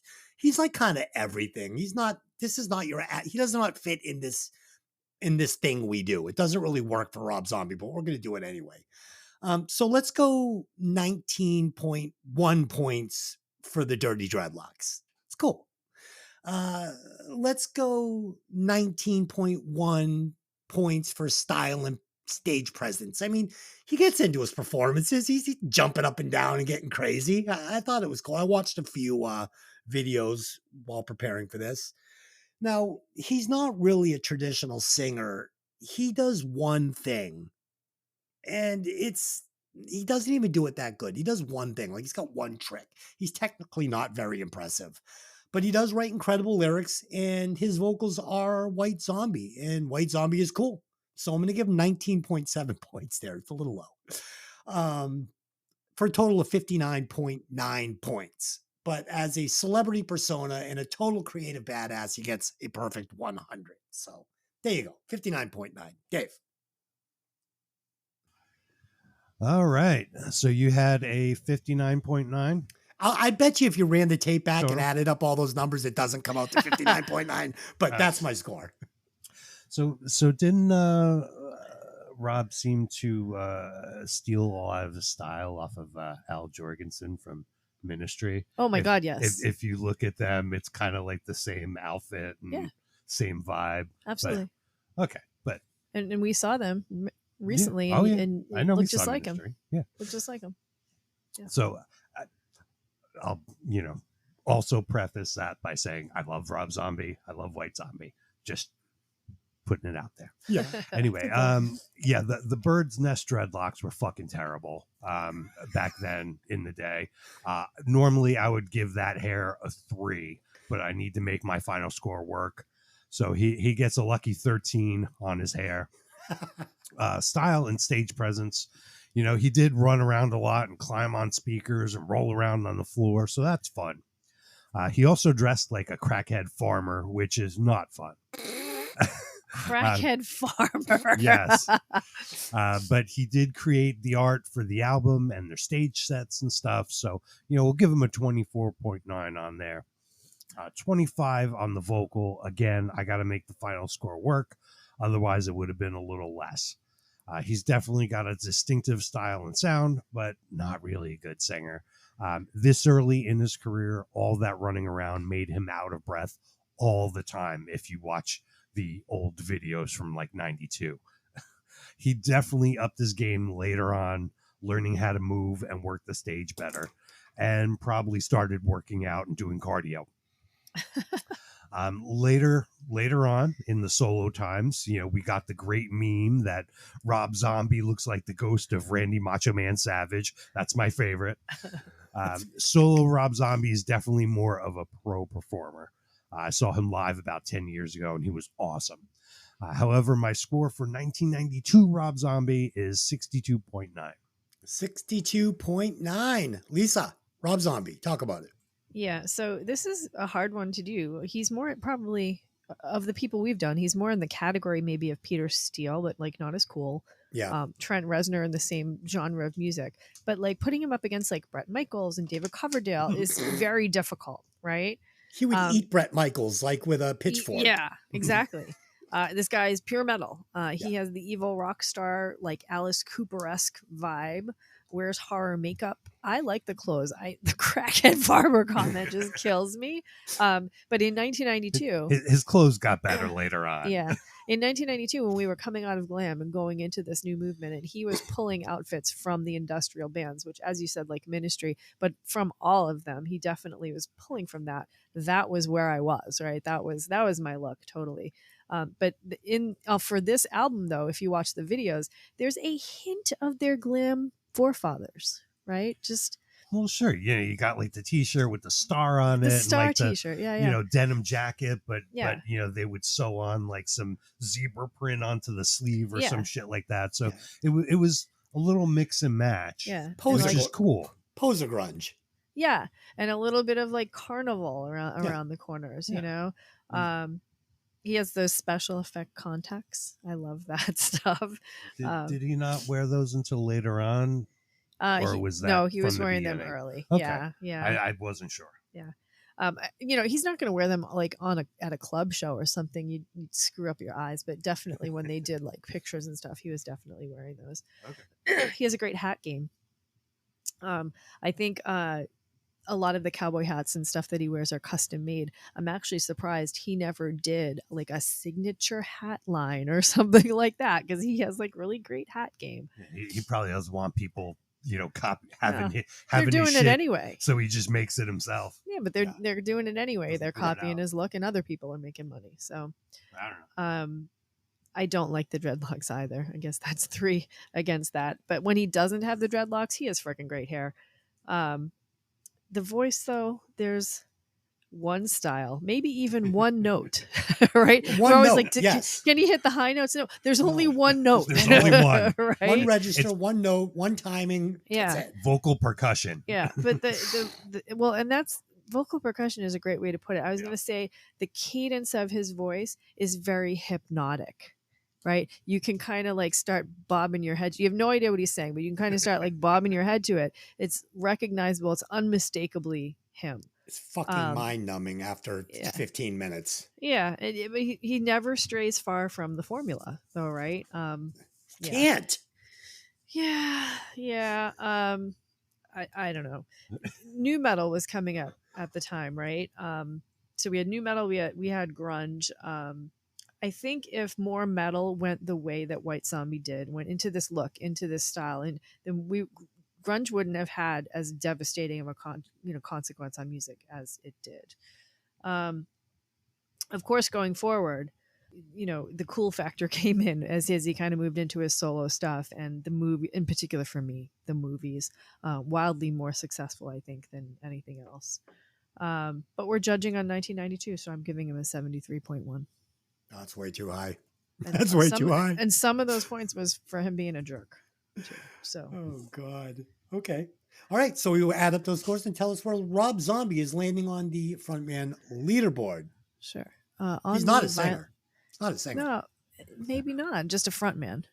Imagine how weird it would be in the middle of a White Zombie song if he just came out and started crooning. Yeah, it would be weird. Hey. Not a singer. He's not a musician. This is just a guy that had a good idea. Yeah. And he did have a good idea. Yeah. Okay. On the Violent Vinyl frontman leaderboard, Rob Zombie, frontman of White Zombie, comes in at number 17 on the chart with a total score of 65.30, just under Steve Sex Summers. under, and just above Steve Whiteman from Kiss. I honestly believe that he's a better singer than Steve Sex Summers. I do. Wow. I do. I like that he got a 65 though. Thunder Yeah. Kids 65. There you go. It's 65 perfect. is There you go. perfect. And Yeah, that baby. was a total accident too. Yeah, awesome. Okay, so let's break this album down. I mean, we got 14 tracks here. Let's Yeah. get into this. I'll be here all afternoon. We already have been. So track number 1, Welcome to Planet Motherfucker Psychedelic Slag. Is that right? Yep. Psychoholic. Psychoholic Slag. Okay. Well, this one starts out cool with this little spooky intro. I mean, these are going to be carbon copies of each other. My fucking right up here, but we get a little spooky intro. Then the music kicks in, and the production is really solid here. I love the production on the album. It's good. And we get, like I alluded to earlier, a really great drum sound. Like the drums are pushed right up front. They're super crisp. The guy's playing great beats. I was blown away by the drums on this album. Then Rob comes in with the vocals. And of course, he's delivering horror-based lyrics, which are clever and cool. I mean, it's in every single song, so never changes what you're going to get for the whole album. What you can hear, I like it. But I got nervous when I realized the vocals sounded exactly like every other White Zombie song I had ever heard. And again, I hadn't heard a lot. I'd only heard the hits, really. So I was like, uh-oh. From the tone to the timing to the cadence to the melodies, this is Thunder Kids 65. It's every fucking White Zombie song I know. At this point, I'm praying it's not going to be 14 tracks of this. As good as it is, it will not hold my attention for an hour straight. It can't. Dave. Well, old-timey record static and a sample soundscape makes for a good intro. The band kicks in and sounds great. Very tight playing underneath rapid-fire lyrics. No idea what he's singing, but it's cool. These samples become part of the hook of the song. The second part changes musical feel. They still have some crushing riffs and samples being the integral part of the hook. Guitarist Jay said in an interview they used to start shows with this first song, and in the intro part, quote, "Sweeping through frequencies with a wah-wah pedal, that's a good example of me trying to make very simple tools do something interesting." He didn't have a lot of different effects and stuff, so he just made what he had work to make the guitar parts interesting for the record. That's interesting. This band is so tight, man. This band is, I mean, there's a lot to hear musically on this album. So, and it needed it. Lisa. Okay. We immediately know from the name of the song, it's not going to be a radio hit. Fitting opening for a noise album, which was their roots. So we get like a spooky sound effects, I guess is what you would call it. That's actually from Legend of the Overfiend. I'm not going to try to pronounce the name. Before that, it's like Ortu Sukodoji from Legend of the Overfiend. Japanese movie. Okay. But after about a minute in, we get a classic heavy metal song, basically. We're treated to what would become standard for White Zombie and be almost every song on this album. We've got Rob Zombie's screaming bullet lyrics, background noises of random sound effects and sound samples, almost all through this album, usually females speaking, but some males as well, cult movie lines, etc. We get cut out from Faster Pussycat Kill Kill, from The Mummy, and from High School Confidential and Dawn of the Dead, all on this song. The lyrics seem to be almost about an acid trip, a world where things are starting to blur. We have occult references. We have people escaping from chaos and dreary reality into a dream world. Back then, this was new and different for people. I don't think a lot of mainstream people had heard this, but for me, this was just another pre-nu metal, pre-industrial, pre-soft noise album that sounded like what had been coming out of Germany and Canada for over a decade. So this was not new for me. You can't understand what Rob's saying at all. Somehow it works. I think he doesn't want you to understand what he's saying. So the drums are the only instrument or sound, for that matter, that aren't soaked deeply in synth on this album, particularly on this song. It comes through so clearly and so incredibly metal and so brilliantly crisp. For me, this song had no hook. You just said that the hook was the sample. Oh, yeah. I didn't think it was a hook. I found a confusing arrangement. Yeah, the Faster Pussycat sample where they're like something and let's use the back door. And No, that's the hook. I know what you're talking about, but to me, it's not a good hook. No. It's a hook. It's not a good hook. Yeah, we've got several pseudo bridges, and my favorite part, the lyrics at time that are like kind of jarring and dissonant. Do you have to open graves to find girls to fall in love with? That I love that line. We've got kind of like almost like beatnik poetry or Jim Morrison poetry in here. I concentrate the midnight without the benefit of ceremony. Yeah, it's kind of part fever dream and part horror movie. What a shame that most people have probably never read the lyrics to the song because they are pretty wild and spectacular. But now I'm ready for some more noise. Yeah, the effect, we were talking about this last week about how if you drop some of the effect off something, it'll really stand out and pop, especially when it's put up against a bunch of other tracks that are covered in effect. And I thought it was brilliantly used here on these drums. Yeah. Really made this thing sound so cool. Yikes, though, man. These arrangements, Lisa, and the length of these songs. Oh Wow. my God, they go on and on and on. But that is common in industrial noise music. It's completely common and was normal to me. But I think everyone else was like, "Oh dear God, this is too much." Yeah, but Remember when- Jay saying that he had to write out the complicated, Yeah. charts for every arrangement Yeah. of every song. Just to It's keep it straight. crazy. And when you're presented with a song like Thunder Kiss 65, you think you're going to get an album like that. And then you put it on, you just don't. You get one song. And then the rest is like this concept, weird, fucking just the 90-minute song. All right.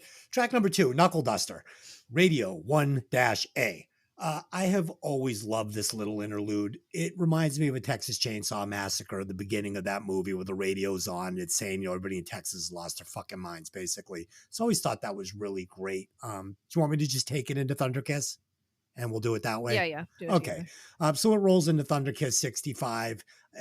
Who doesn't Do you love think this? that transition was clean though? Going No, between those two? it felt to me like it was all recorded like one song, and then they decided to try and like put a little break in it to make it two things. Yeah.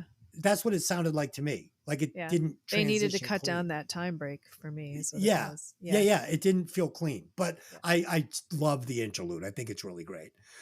Always love the song. You can hear every word in this one, right? So he's capable of it. You can hear every word, and these lyrics are so fucking incredibly catchy, especially the chorus, but he also has a couple of hooks in the verse that are really, really great. And the samples add to an already strong chorus and already strong hooks. Right here, this is where everything comes together and it's a perfect storm and creates a perfect song. Unfortunately, they did not capture this magic again on this entire album. And there are 14 tracks. Dave. All right, so track 2, we're spinning the radio dial for this one. It's just a little interlude, great intro for Thunder Kiss 65, which has a killer riff, maybe their most famous riff. This was their first official single, and the song earned the band their first Grammy nomination for Best Metal Performance. In May 2006, the song was ranked number 32 on VH1's 40 Greatest Metal Songs list. And in interviews, the band has said the crowd would go nuts when the guitarists started playing this song in their concerts. You can hear multiple layers of guitars, vocals, and even tambourine to beef up the production. Very solid drumming. Oh, it's a 100-watt song all day. It's so fucking good. And the video's so fucking good. Lisa. Okay, so Knuckle Duster, a little bit of an interlude. We have some lyrics in Spanish, some in English. The Spanish piece is from Faster Pussycat Kill Kill, and the rest is from Night of the Living Dead, starting with, these are the facts as we know them. There's an epidemic of mass murder, so forth and so on. It does not cleanly go into Thunder Kiss, which is what we just talked about. We saw a lot of nice transitions on Nine Inch Nails album and on Typo Negative album, same kind of genre here. This was not that, and I don't know why they screwed that up so badly.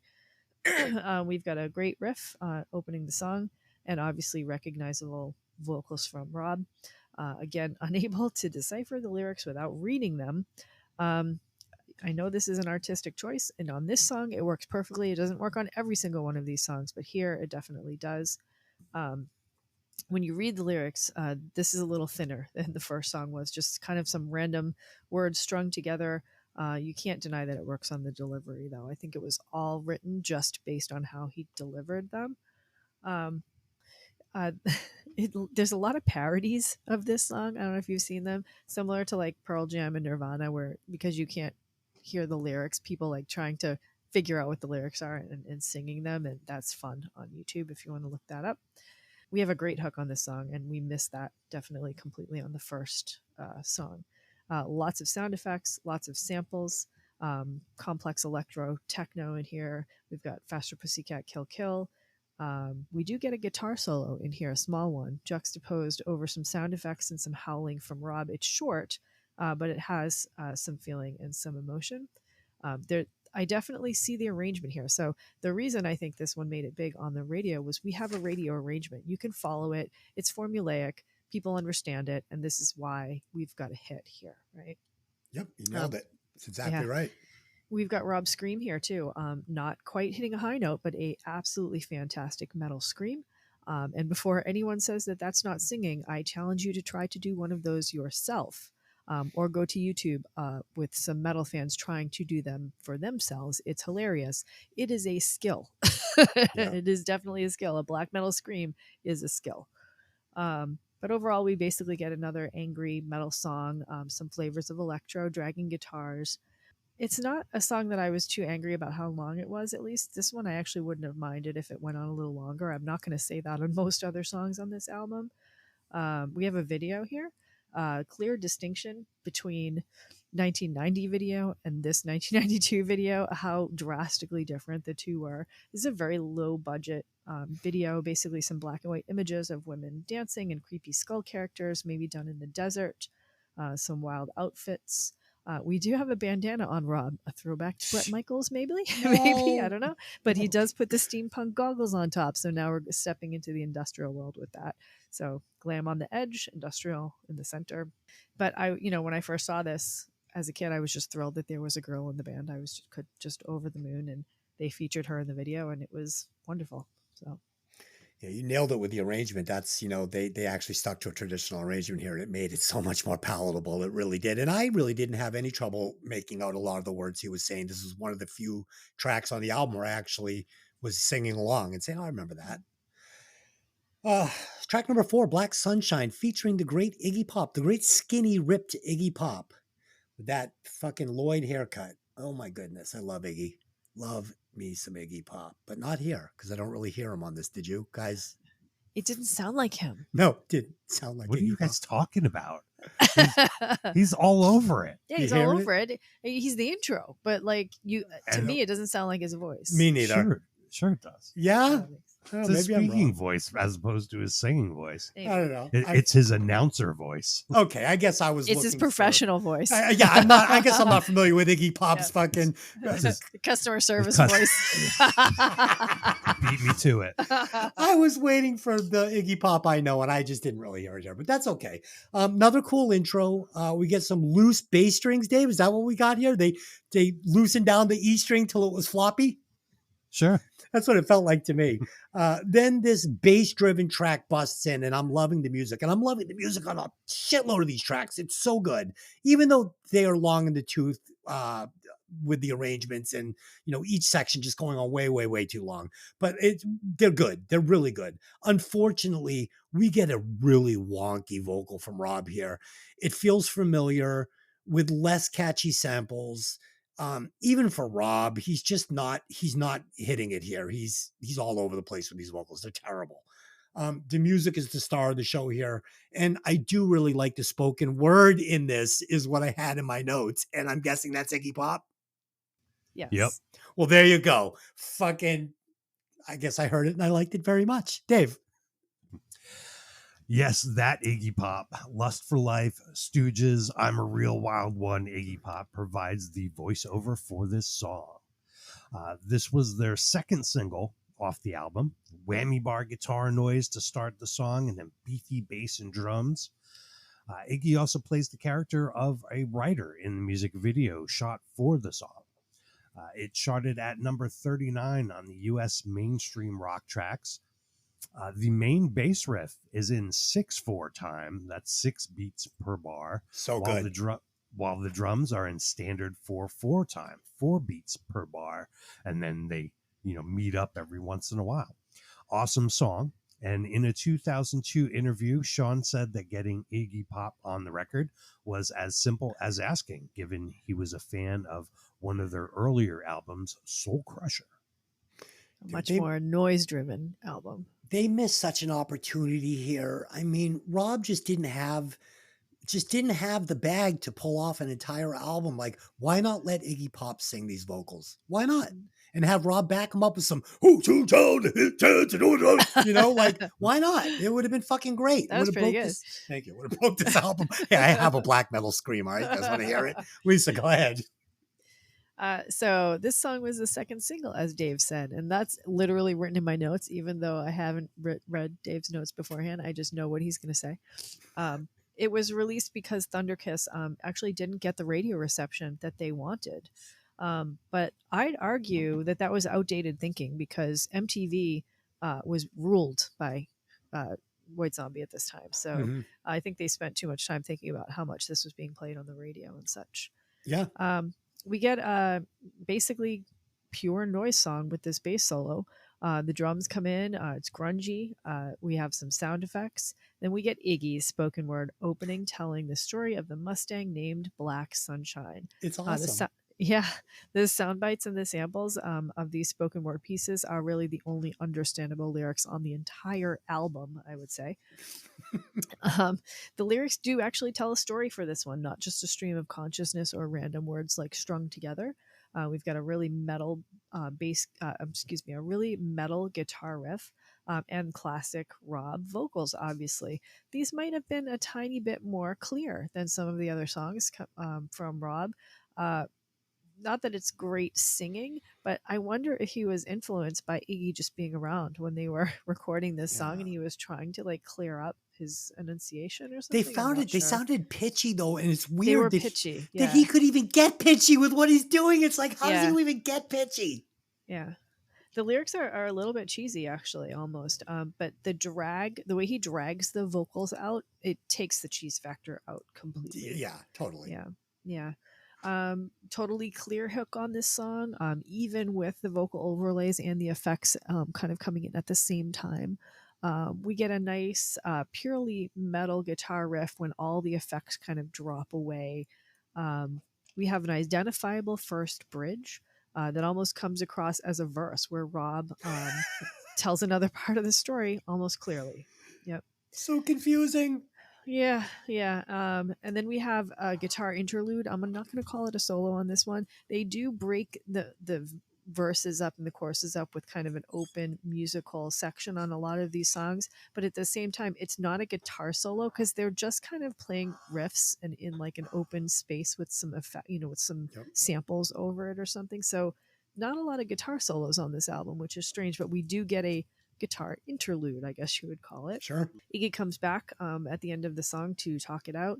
Not a lot to this song, but it does kind of work. I'm a huge fan of Iggy, so and it's interesting. Like, and we're now four songs in, how different the arrangements are on this song than the glam or the standard rock songs are. It's just wildly different. It's definitely more into the noise, into the experimental music and things like that. So this video had a much bigger budget than the first one. We get the same kind of grungy black and white film. We've got Iggy as the writer and his black Mustang in the pictures, of course. I mean, how can this be a bad video? You literally have like the proto-punk god as like the centerpiece of the video. You can't do it wrong. We do get the band playing in like a basement full of candles in like sepia tones, which actually looks pretty cool. We've completely lost the glam edge of the previous video. That is completely gone, and they have stepped totally into what I would call like a grunge industrial look for the band. Now glam is now gone. It's almost like they said goodbye to it in the last video, and here we are with their new look. So yeah, I was really disappointed that it wasn't Iggy singing. Boo. Yeah, would have been so cool. It was a soul crusher for me. Oh, see what I did there? Punny. Okay. Track number 5, Soul Crusher. So Dave, a little Metallica here. I like this little Metallica intro, right? You feeling a little Metallica here? Sure. I said Um, Metallica or Overkill or Death Angel. yeah, and then it kind of transitions into this little like Bark at the Moon moment, right? Like this is the riff for Bark at the Moon. I mean, at the very least, it's the same wrist timing. Um, Yeah. I thought it was really They're cool. putting up little like tributes almost Yep. to the songs that they loved. So But like I said, just like with all the other songs, this arrangement, it's just way too long in the tooth. It ends up taking these great little ideas and just beating them into the ground. Rob comes in with what I assume are cool lyrics from what I can make out. But the delivery again, it just doesn't differ from anything else going on the album. We do get some more spoken words here, which would be cool if I didn't just hear it on the last track, right? Musically, the tune, it's really cool. It has a couple of interesting tempo changes. Did you guys catch that? Thought it was pretty neat. yep, Yeah. definitely.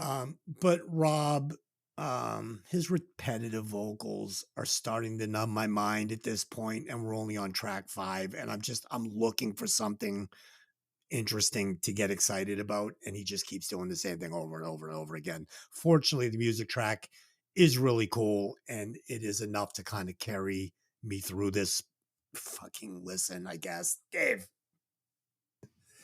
Groove and metal riff here, some cool affected vocal overdubs that pan side to side. 3/4 of the way through the song, the drum beat picks up, and that gives the song a nice lift. That's all I got. Wow. Lisa, well, it's okay Not because much. there's 14 songs and we'd be here all day if it's anymore. Yeah. So we have the Metallica Overkill Death Angel opening.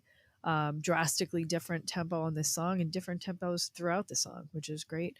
Why does he keep calling out cars? Where this is like the third song on the album that has a car in it. This one is a Durango 95. Who cares about Durangos? Like, why call that out? Not much of a story here. We've got a woman that he's into. I guess there seems to be just like a roughneck guy who's bent on destroying everything. The bridge sounds like a verse, but slightly different. We get those vocal effects, kind of like horror show esque kind of vocals in here. We have a spoken interlude. We can clearly hear Rob's horror mentality on this song. Old, almost like the old satanic thrash metal bands coming through. No chorus here, no hook here. Not really sure what's going on with that. Then we get another drastic tempo change into almost like they were called a groove metal band, into like funk music almost. Almost feels like a completely separate song. Very artistic, very much like noise bands for the arrangement. And for the last 20 or seconds of the song, we go back to the original tempo and the original arrangement and kind of the old school metal, so it comes around as a circle. Yeah. Oh, the soundbite is from High School Confidential from 1958. Yeah, I mean, the problem with this is, and I mean, I'm not sure if it's really a concept album or not. It feels like a concept album to me, like just a long horror movie type thing. But you look at bands like Meatloaf or Alice Cooper or Queensryche that have done similar things.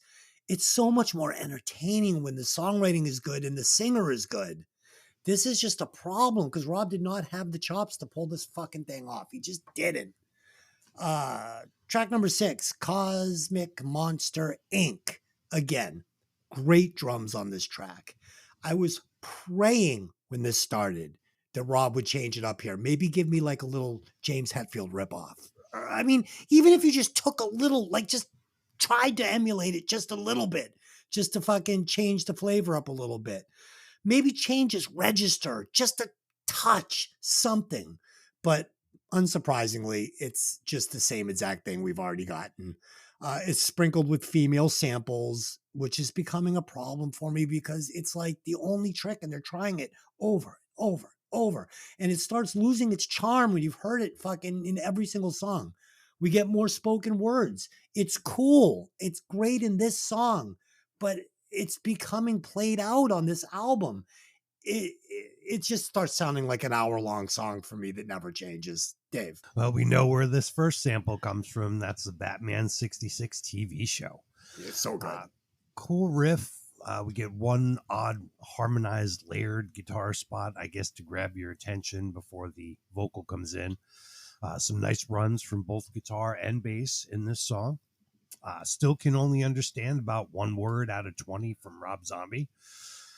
In interviews, guitarist Jay says that when he got into the band, they decided to move in a more metal-oriented direction, leaving behind their previous noise rock style.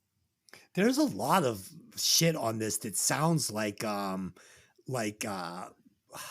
Anthrax, old Anthrax, before they went Sure. rap, and Metallica, and it's all over this. And there's actually some guitar solos on here that sound a little Kerry King, Slayer, like it's all there. It's just Hidden under sound effects and yeah, it's just hidden under sound effects. Lisa, yeah, go ahead. Stuff. So another classically sound metal sound from this song. We get Rob's voice switching between the right and the left speakers, which was kind of cool. We get a nice hook in this song, and the lyrical delivery is so classically metal. We have another song about an acid trip, apparently getting high, reaching a higher place. Not really sure. We're 6 tracks in, and I'm just realizing how good this album was when you were angry. This is the perfect album to listen to when you're mad. We get another guitar interlude that isn't really a solo again. Nice bass work coming through really clearly. And as soon as I say that it's a guitar interlude, a little bit later, not few seconds later, we actually have a recognizable guitar solo on this one, which is very metal and very shreddy. Lots of rhyming in the lyrics. Overcome the devil, deluxe the game. One sweep spun, I got no name. Ugh. Paper thin cut on the edge of hell. Wrestle with heaven, but I never fell. Ugh. See, like when I read it to you, it sounds absolutely like cheese awful, but when he delivers it sounds fine. It's fine. If you can't make it out, they're good words. Yeah, we get samples from Faster Pussycat Kill Kill, as Dave said, from the Batman original series, from the trailer for Plan 9 from Outer Space, and from High School Confidential in this song. Not a lot of musical changes here, not a lot of tempo changes, and the song is pretty long. It's over 5 minutes with a lot of samples. I think the samples actually are what lengthen this song out too much, but I think it needed a little more changes in there. Dude, you're talking. When I said, "Oh, awesome, Dave," I wasn't talking about the song. I was talking about the original Batman series. Yeah. I remember coming home as a child and watching like the last 10 minutes of Hollywood Squares, and that would lead into the Batman show. I'd be so excited for that. Oh, I loved it so much. Loved it so much. Track number 7, Spider Baby. Yeah, yeah, yeah. We get another spooky intro here. So let me start here with the drums. I really like the sound. I like the beat selection, and it goes for this whole album. He is the unsung hero on this album for me. Now, this arrangement is very interesting and full of great riffs and great breaks. It's a really great music track, but the vocals aren't really pulling me in. I mean, Rob is cool as fuck and ultra creative, but he's so one note, and it holds back the potential of these songs, in my opinion. I would love to see what this song sounded like with a real singer under, even somebody just somebody that was a singer, a musician. That's all. I mean, that's all I can say. And it also runs way too long. Like every song on this album, as much as I like this music track, it just started to grind on me by the end. Dave. In an interview with SmellsLikeInfiniteSadness.com on the 25th anniversary of this album, guitarist Jay says about this song, we did a week's pre-production with Andy Wallace where we played the songs on a stage in a rehearsal place, and he took notes and made suggestions. It was very beneficial to have someone to be somewhere outside our Brooklyn dungeon, having someone with different ears and a lot of song arranging experience helping us out. I remember that Spider Baby came together during that time from a bunch of leftover riffs. It's a cool song. I like it. Even like Peter Steele, on this, like Peter Steele was one kind of a one trick pony a little bit, but he was a singer and he was a musician, and he understood how to deliver vocals and lyrics. That's all I'm saying. I just wish I could hear a couple of these songs with even somebody like that singing. Lisa.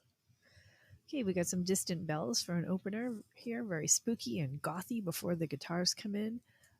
They kept this song very dark and moody, lots of minor chords and sadness and violence. It's not goth, but it's goth adjacent.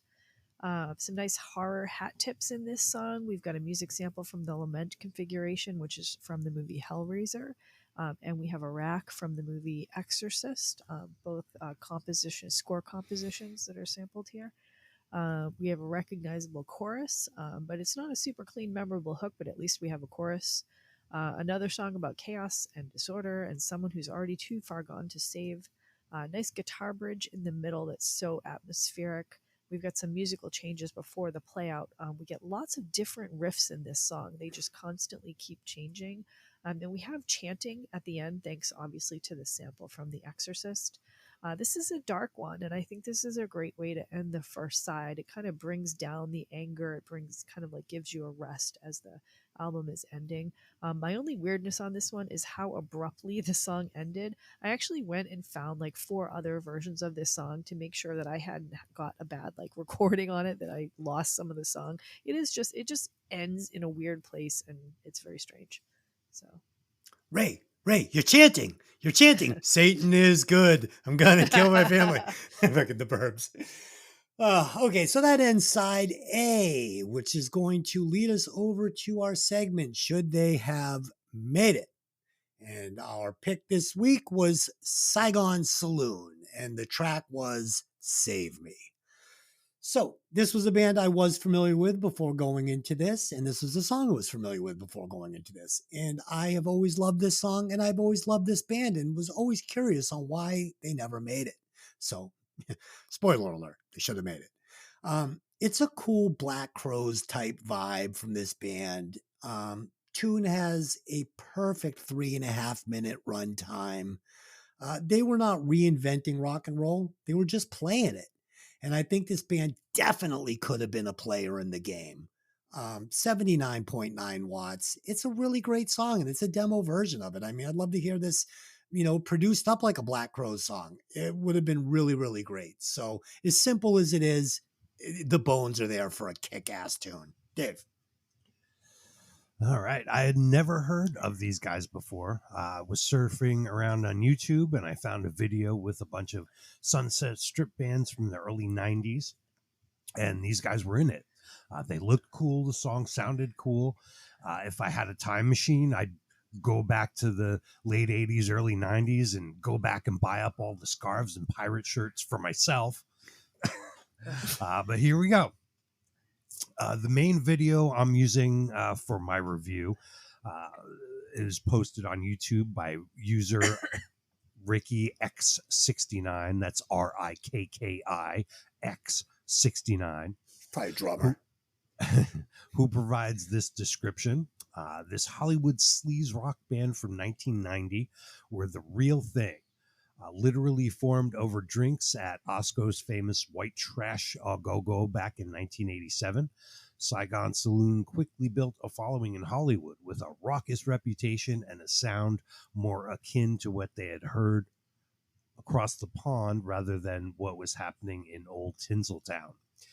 While most metal local bands at the time were getting their hair permed and working on their fake tans, Saigon Saloon honed their bluesy sound and decadent lifestyle by playing, rehearsing, and spending every minute of their days together. More of a gang than a band, Saigon Saloon rose to the top of the local cream rather effortlessly. This has to be one of the guys in the band, Sure. Ricky X69. Sure. They became local legends, receiving what can only be equaled to as rock star status, albeit without even as so much a record deal. Always looking to move forward, the band went through several lineup changes until they felt they were finally firing equally on all cylinders. But by then, Hollywood had lost the plot. Depending on who you talk to, the band imploded, self-destructed, or just got bored. The Saigon Cowboys bid everyone adieu in 1991 and went their merry ways. Some of them still play music. Some disappeared into the sunset, never to be heard from again. So the song itself is a cover of an Aretha Franklin song.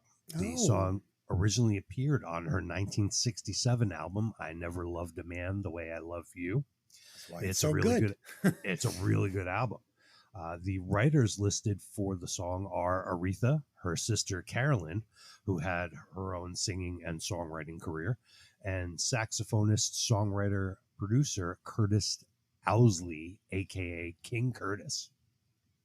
Back to Saigon Saloon. Unfortunately, the band never put out a record, only a self-made 4-song demo cassette in 1990.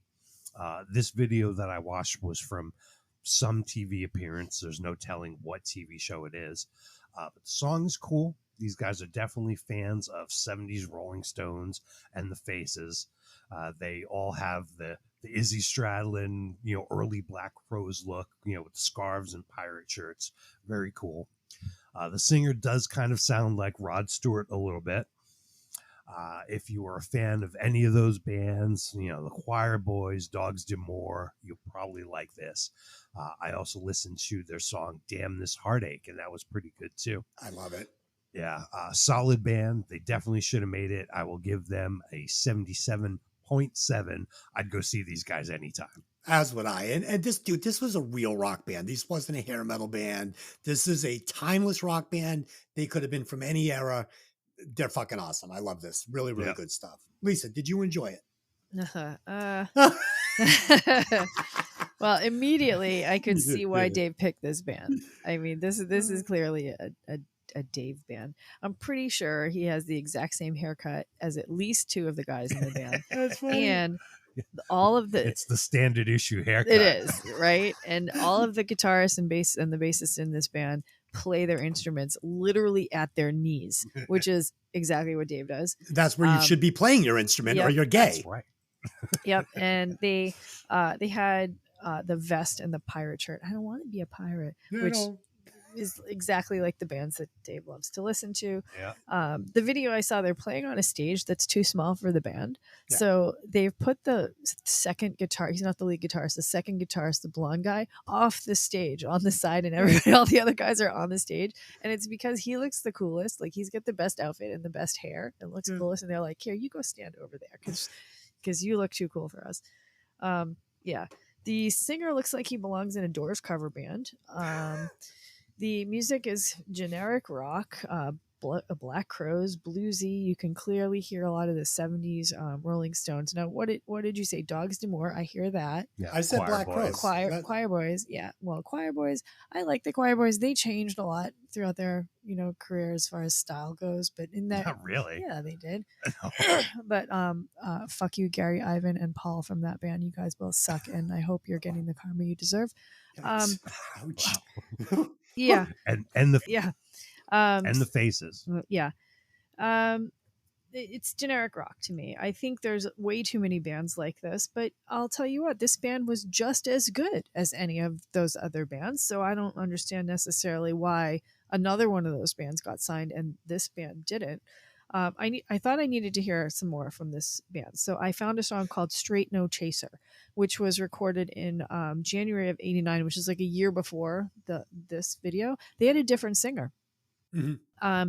And the singer was a blonde, really good looking blonde kind of glam guy. Really made the band sound like a sleaze metal band, which was head and shoulders above what I saw in this second band. In whatever, it's like they were sleaze metal with this other singer, this blonde singer that was amazing, and they're like British pop with the singer of this song here with the Jim Morrison singer. I completely disagree. The second singer was 1,000 times cooler than the first singer. 1,000 times cooler. They're a way better band with the second guy. No. So with the original singer, and I don't know if he's the original singer because I know they had a lot of lineup changes, but with that other singer, I would say, hell yes, they should have been signed. With this singer, I'm still going to say, yes, they should have been signed because they're just as good as every other 100,000 bands that sounded exactly like them.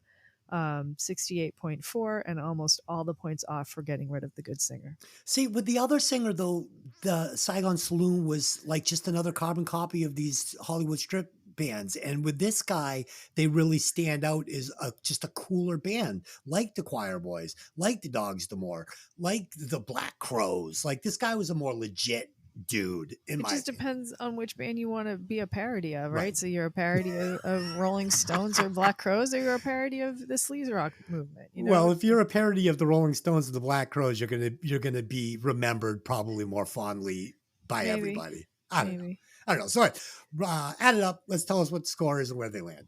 Okay, so on the Violent Vinyl, should they have made it chart?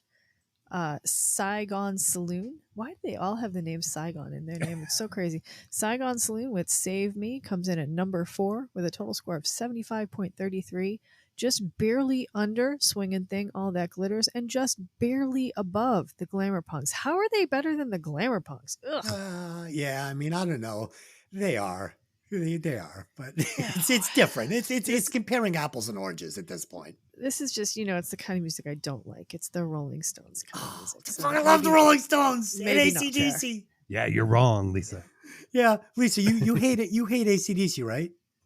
Yeah, I hate AC/DC. Have you seen a therapist about that yet? Okay. So here we go. Side B. Let's get this thing buttoned up. Track number 8, I Am Legend. We're only halfway through. We're only at the Jesus. halfway point. Good I know, Lord. this is brutal, dude. This is like if I picked Operation Mindcrime. We'd be here for a week. And I actually have some fucking notes here. God damn it. This guitar intro, nice little change of pace, right? Unfortunately, it went on for 2.5 days. Then the music came in and it was just more of the same. And I'm struggling to push on. I'm losing the will to listen. It has some cool lyrics about pouring gasoline, I guess, because I kind of heard that somewhere. Rob does attempt to sing a little differently in this song. His register changes just a little squeak just for one little second, but then it's over. And finally, Dave, we get some great lead guitar in this song. Guy actually plays some lead guitar. So that was fun. Dave, quickly, what you think? Yes, really nice 1.5-minute guitar and bass intro. Pretty mellow, but sounds cool. It's a nice break from all the headbanging. Song kicks in pretty hard. And at this point, in my listen, I had just remembered that I can look up the lyrics to what Rob Zombie is singing. So I did. And nope, they don't make sense anyway. But still awesome. But did they pour some gasoline?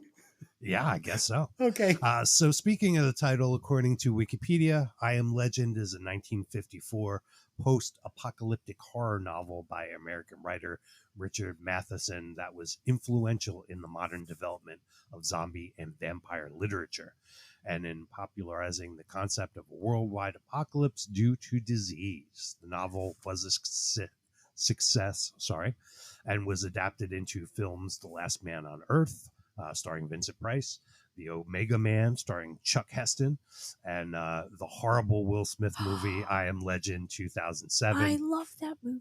Oh, they killed the dog, though. I can't do it. They did kill the dog. It was a sad movie. That's why it was horrible. Oh. Yeah. And it was also an inspiration for George Romero's Night of the Living Dead from 1968. I avoid movies that kill dogs, and I think Legend would have been better. Let me give you my ending.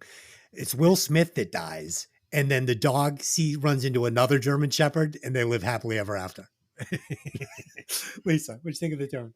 So fun fact about the Omega Man movie that you mentioned, Rob Zombie will pull a sample from this movie in a later song, Creature of the Wheel. So does Rob Zombie have an original idea on this album, or is it just Right. everything stolen from somebody else's fucking vision? Wow. Yeah.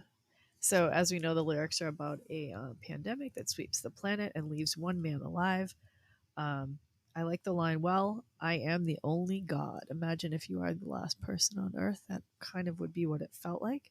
It's a nice gentle opener for the second side. And then the song really comes in with some percussion and a thick riff and a metal scream from Rob. And Des, you are right on when you say that we finally have some variation in Rob's voice on this song, which I thought was great. I read the lyrics first on this song before the re-listen of the song, which I hadn't done on the previous songs.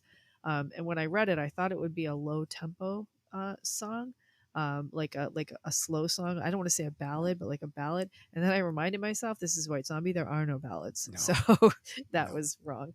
The chorus on this song changes the tempo. I love that tempo shift, almost like a mini bridge. It's nice to see all the interesting arrangements. They're not beholden. This band isn't beholden to a radio formula, right? They're not trying to get on the radio. They're doing a creative metal album, and they I don't think they ever had an aim to be on the radio, which is why they had a lot more freedom, I think, of arrangements. We get a good solid guitar solo here, gritty and dirty, and dare I say, a little bit sleazy while also being metal. We finish with a double bass and a nice percussion breakdown, very thrashy. You can even feel the grunge behind the metal in this song, I think, too. I wish he had taken some more chances on this album like he did in this song with his vocal and just tried something made a different. difference. Because I was so thirsty for something different when it happened in that second verse. I was like, oh, what was that? Yeah, like he's doing really, something really different. Yeah. Track number 9, Knuckle Duster Radio 2-B. Another spooky interlude. Yay. Dave. Same. Another spinning the radio dial interlude. Even better intro for the next song. Lisa. So a fun commentary on this is that the line, the homelessness and all that, which is the second to last line on this quote unquote song, was actually Rush Limbaugh when he was making fun basically of there being homelessness and speaking of it in a derogatory way. And Rob Zombie featured him because he hates him so much. Fair enough. Another one burning in his own juices right now, I'm sure. Good. Rush Limbaugh stew. Fuck that guy.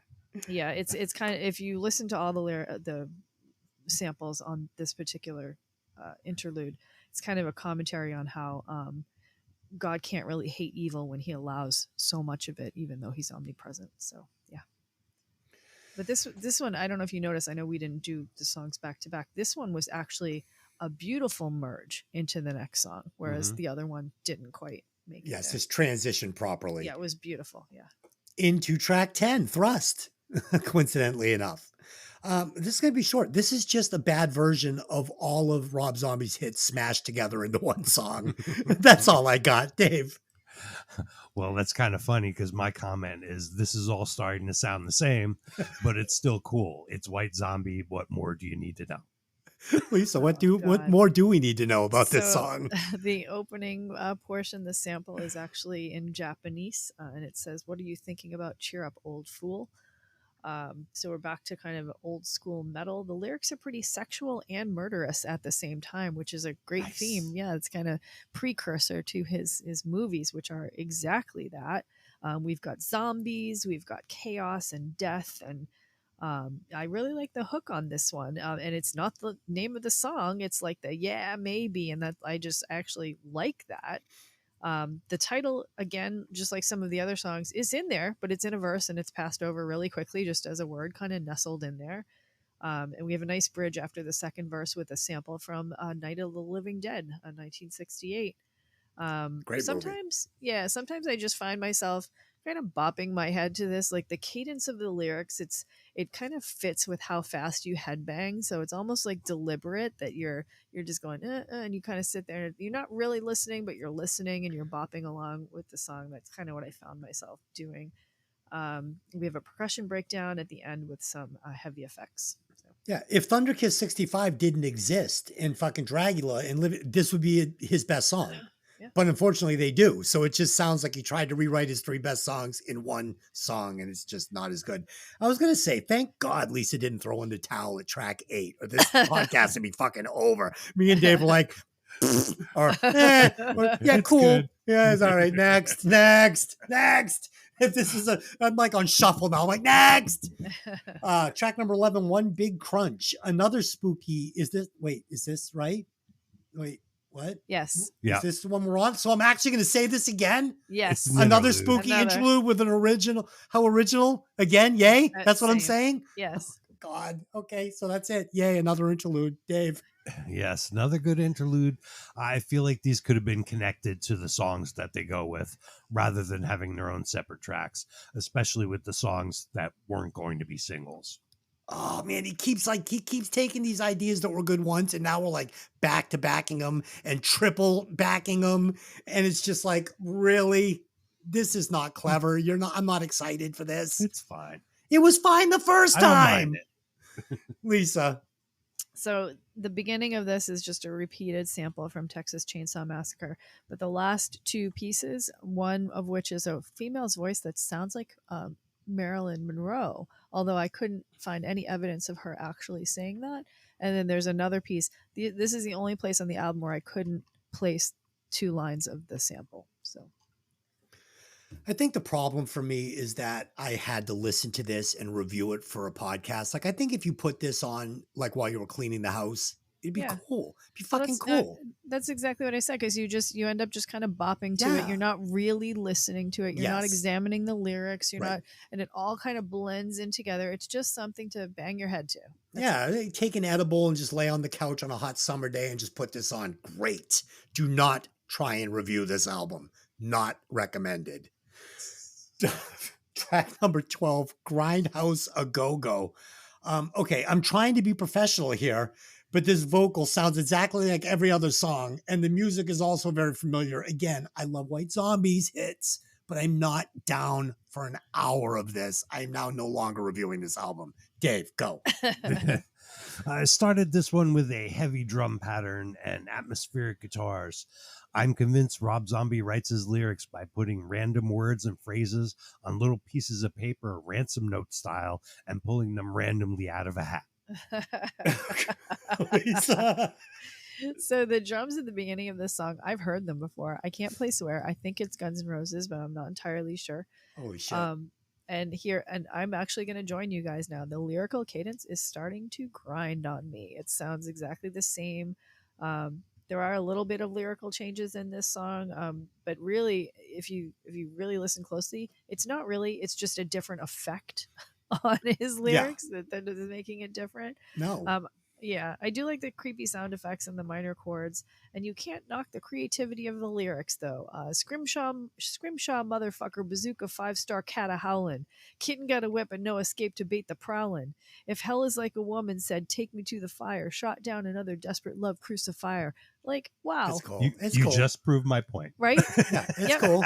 Random strung together works. Just crazy poetic nonsense, and sometimes that's what poems are. And we get another abrupt stick ending at the end where I was like, is that the end of the song, or did I get a bad recording? You know, Tammy Down could deliver those lyrics He on could. this album. Like Yes, everyone, with some you'd hear, feeling. you'd hear every word. Wow, I didn't have him as my singer, but maybe that would be interesting, wouldn't it? What Sorry. the fuck was that? Just rang the bell. We're That in was- between rounds. I just fucking astral projected. That was my creepy cat That bat was fucking awesome. vampire mug. Yeah. I think we need to add that sound to the fucking podcast, like going forward. Oh God, track number 13, Starface. We get more great drums, and I'm literally just grinding here. We get more great drums and killer guitar riffs here. And then Rob comes in, and I literally pull the clump of my hair out. This is just another bad version of 1965, and I'm literally mentally out of gas at this point with the repetitive, mind-numbing vocal ideas in execution. It's unbelievable. This is literally 1965 again, just the same thing. On the bright side, the band is tight as fuck, but the arrangements on these songs are brutally long. Dave. Thundering drum beat along with samples to start this one. More of the same stuff. Some good guitar work throughout and extra vocal layering towards the end. The million miles an hour part at the end might have been a good hook to reuse throughout the song, but they kind of wasted it just using it the one time right there at the end. Yeah. Lisa, tell us why we care about this song. You should care about this song. So the samples from this are from Star Trek episode Way to Eden. And to me, this one stands out. This one sounds almost glam adjacent with the metal to me. Nice guitar work. The lyrics and lyrical delivery, well, yeah, they're the same as the rest of the album, but the music stands out as something different here for me. The guitars are getting interesting. We have almost glam licks playing behind the lyrics. No hook here. Not a catchy chorus, but I think if they bumped the chorus up with a good hook, then this music would have really driven this song forward. I'm just going to say it again. How good is the percussion on so this good. whole album, on this song as well? It's so clear, and the bass guitar are almost brought to the front at times with the percussion. It's just brilliant. We have a nice musical bridge in this song. It breaks it up at just the right point to keep you interested. But this was an opportunity to put in a big shreddy solo, not a glam solo, but like a shreddy metal solo here. They didn't do that. Maybe that wouldn't have fit anywhere else on the album, but it would have fit here. I think they should have done that. This was a song that had they just made a couple tweaks, I think this would have been the winner. Yeah, I mean, Lisa, with a different singer and different arrangements, it's a different album, right? Maybe it's a better album, but it's not this album, and this is an It's not this iconic album, so you have to respect it for what it is. Yeah. But it's a tough listen for something like we're doing here. The final track, Warp Asylum. When I saw this track was almost 7 minutes long, I yelled out, I cried out for mercy. I went, no, no, no, no, I don't want to listen to this for 7 minutes, but I did. And there was no mercy. What there was a slow mudslide of a song with more mind-numbing vocals. This track felt like it went on for an entire lifetime. I did like the sloppy up-tempo solo at the end, but this was a 7-minute grind house that ended in the death of my spirit. Oh. Dave. Good sounding, heavy, slow start. Yeah, I'm going to tell you why it's good. Huge bass sound. The breakdown in the middle is effective, then goes into a Slayer-inspired riff that's very cool. The beat slows down towards the end, and there's seemingly no rhyme or reason for the differences in tempo and feel. It changes again for another kind of avant-garde guitar solo before the samples ending the album. And we are ready to circle around again to the beginning and spin it again. Oh, my house would have to be pretty dirty for that to happen. Lisa, I want to say too, to Lynn, I was talking to my wife about it. I'm like, did you like it back in the day? She's like, I loved this back in the day. I'm like, really? You listen to this album all the way through back? She goes, all the time. Loved it. So there you go. Lisa. Carnival-esque opening. I actually wish that part was longer to add to kind of the creepy factor on here. The music sample is Seduction and Pursuit from Hellraiser by composer Christopher Young. We've got a dark intro with drums, a much lower tempo song, dragging creepy vocals. I like the way that he's finally like twisting the words a bit, like ay, ay, ay. We've got some surf lyrics.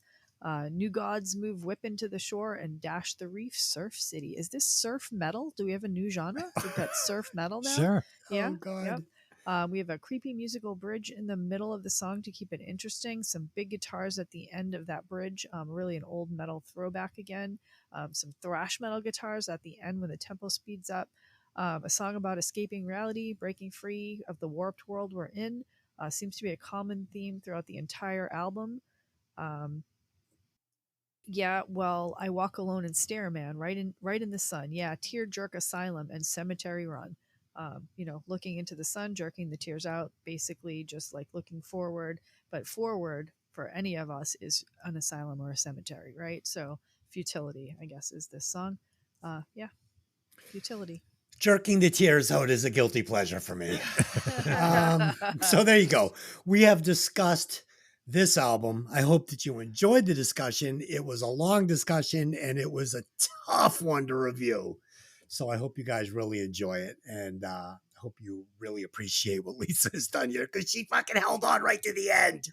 She's the only professional in the room here. Okay, let's head on to our favorite songs we cut, and we'll replace one member. I think that we all know who that's going to be. My favorite song on this album, obviously, is Thunder Kiss 65 because it's the only real song on the album. I would cut Warp Asylum because it was 7 minutes long, and I almost killed myself during the listening. It was fucking terrible. Dave. Yes. Favorite track, Black Sunshine. It was a hit. Killer bass line, Iggy Pop guesting on the song. It's great. I would cut, I don't mind any of the songs, but if I had to pick one, Grindhouse a Go-Go. It's not really giving us anything new, and the beat for it, a lot of it is pretty similar to Thunder Kiss 65. It really is. Lisa. Interesting. So I'm going to go generic and pick Thunder Kiss 65 with an honorable mention to Starface. I'm going to cut Grindhouse, same as Dave. This song is just repetitive. I probably could have cut that too. It's no problem. I think you could have cut half the album. Okay, let's replace Rob Zombie. all of us, I'm assuming. And I'm going to replace. I had James Hetfield written down, but I'm going to go with Tammy Down because I think Tammy Down Nice. could pull this off. I think it would be really cool to see him go through all these lyrics. Dave. Yeah, that's a good one. Tough question. I'm actually replacing the drummer. Ivan is fine. Some people say it kept some of the punk/noise rock sound part of White Zombie for this album. But I also like the drummer that they got a little bit later on, John Tempesta, who would play for White Zombie on their next album and the first two Rob Zombie solo albums. He's a little harder hitting, a little more metal. There you go. I'm not familiar with him, but I will have to just trust that you've given us a good replacement. How about Tommy Lee? Lisa, go. Sure. Oh, that would be terrible. Well, Duff McKagan. That'd be cheating. Yeah, Steven Adler. Well, can we make this Guns N' Roses? No. You always try to make everything into like LA Guns or okay. So this was hard for me because this band wasn't about the individual musicians. It was like a vibe, really, Right. more than anything. It was a carnival act, almost like they were so together. So after a lot of thought, I'm going to replace guitarist Jay Unger with someone with less grungy sounds, more metal, maybe a little bit more noise and a little bit more hip hop. I'm giving them Stephen Carpenter from the Deftones. Oh, that's cool. That's an interesting thought. I was thinking Brent Muscat. All right, so there you go. Let's do some final thoughts, and we'll score this thing. So I love Rob Zombie in short bursts. I love his hits, but as for a body of work, this album was brutal. So I'm giving it a Thunder Kiss, 65 watts. Okay. White Zombie shook things up. They definitely were not glam rock. They weren't grunge. They had their own sound going on. They took metal riffs and 70s monster/biker imagery and added in all the samples from old horror movies and came up with something new and unique.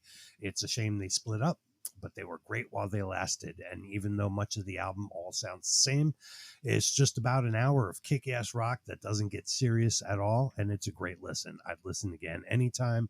My score is 73.4. Nice. And Lisa? I thought I was going to like this more than I actually did on the re-listen.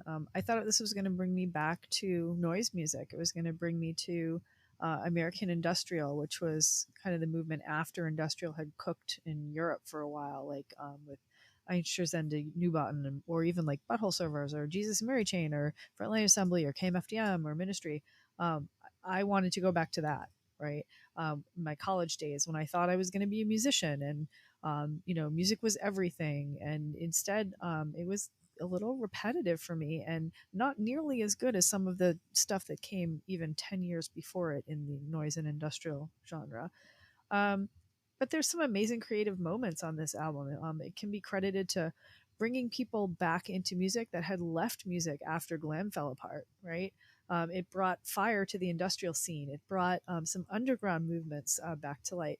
It maybe inspired some of the new metal bands that were about to come out. It's an angry album. And at that time, I was kind of angry a lot. So I don't know. I prefer my noise and industrial music from Europe, my black metal from Sweden and Norway, and my electro more gothy, and my classic metal more classic. I think there were just too many flavors in the soup. They had a signature sound, and this led to another great album, which the album after this I actually really, really love. And of course, it led to Rob's solo career and most importantly, his career in music, which, is important. I like movies. Yeah, I'm sorry, in movies. I like art house music movies. That's kind of my favorite kind of movies. And I see like Rob Zombie's horror movies as like art house horror movies. So, Oh, yeah. So I love that. So this is getting a 76.1 from me. Almost all from the strains of noise and industrial that we get running through it. So. It's an important album and it needs to exist in its present form. So it's perfect for what it is. And yeah, it's great. It's a great album. It's just not great for this show being broken down. Okay, Lisa, please add it up and tell us where this album lands on the chart. Interesting. On the Violent Vinyl album chart, White Zombies, La Sexorcisto, Devil Music Volume 1 lands at number 17 on the chart with a total score of 71.50. Just below Pretty Boy Floyd's Leather Boys with Electric Toys, Yes. and just above Kicks Blow My Fuse. Both of those albums are way better than this, but that's okay. That's okay. That's fine. I Okay. disagree. Well, that's why we're here. Kicks is too high on that chart. So. No, that Kicks Kicks album's pretty kick ass. That kicks ass. Okay.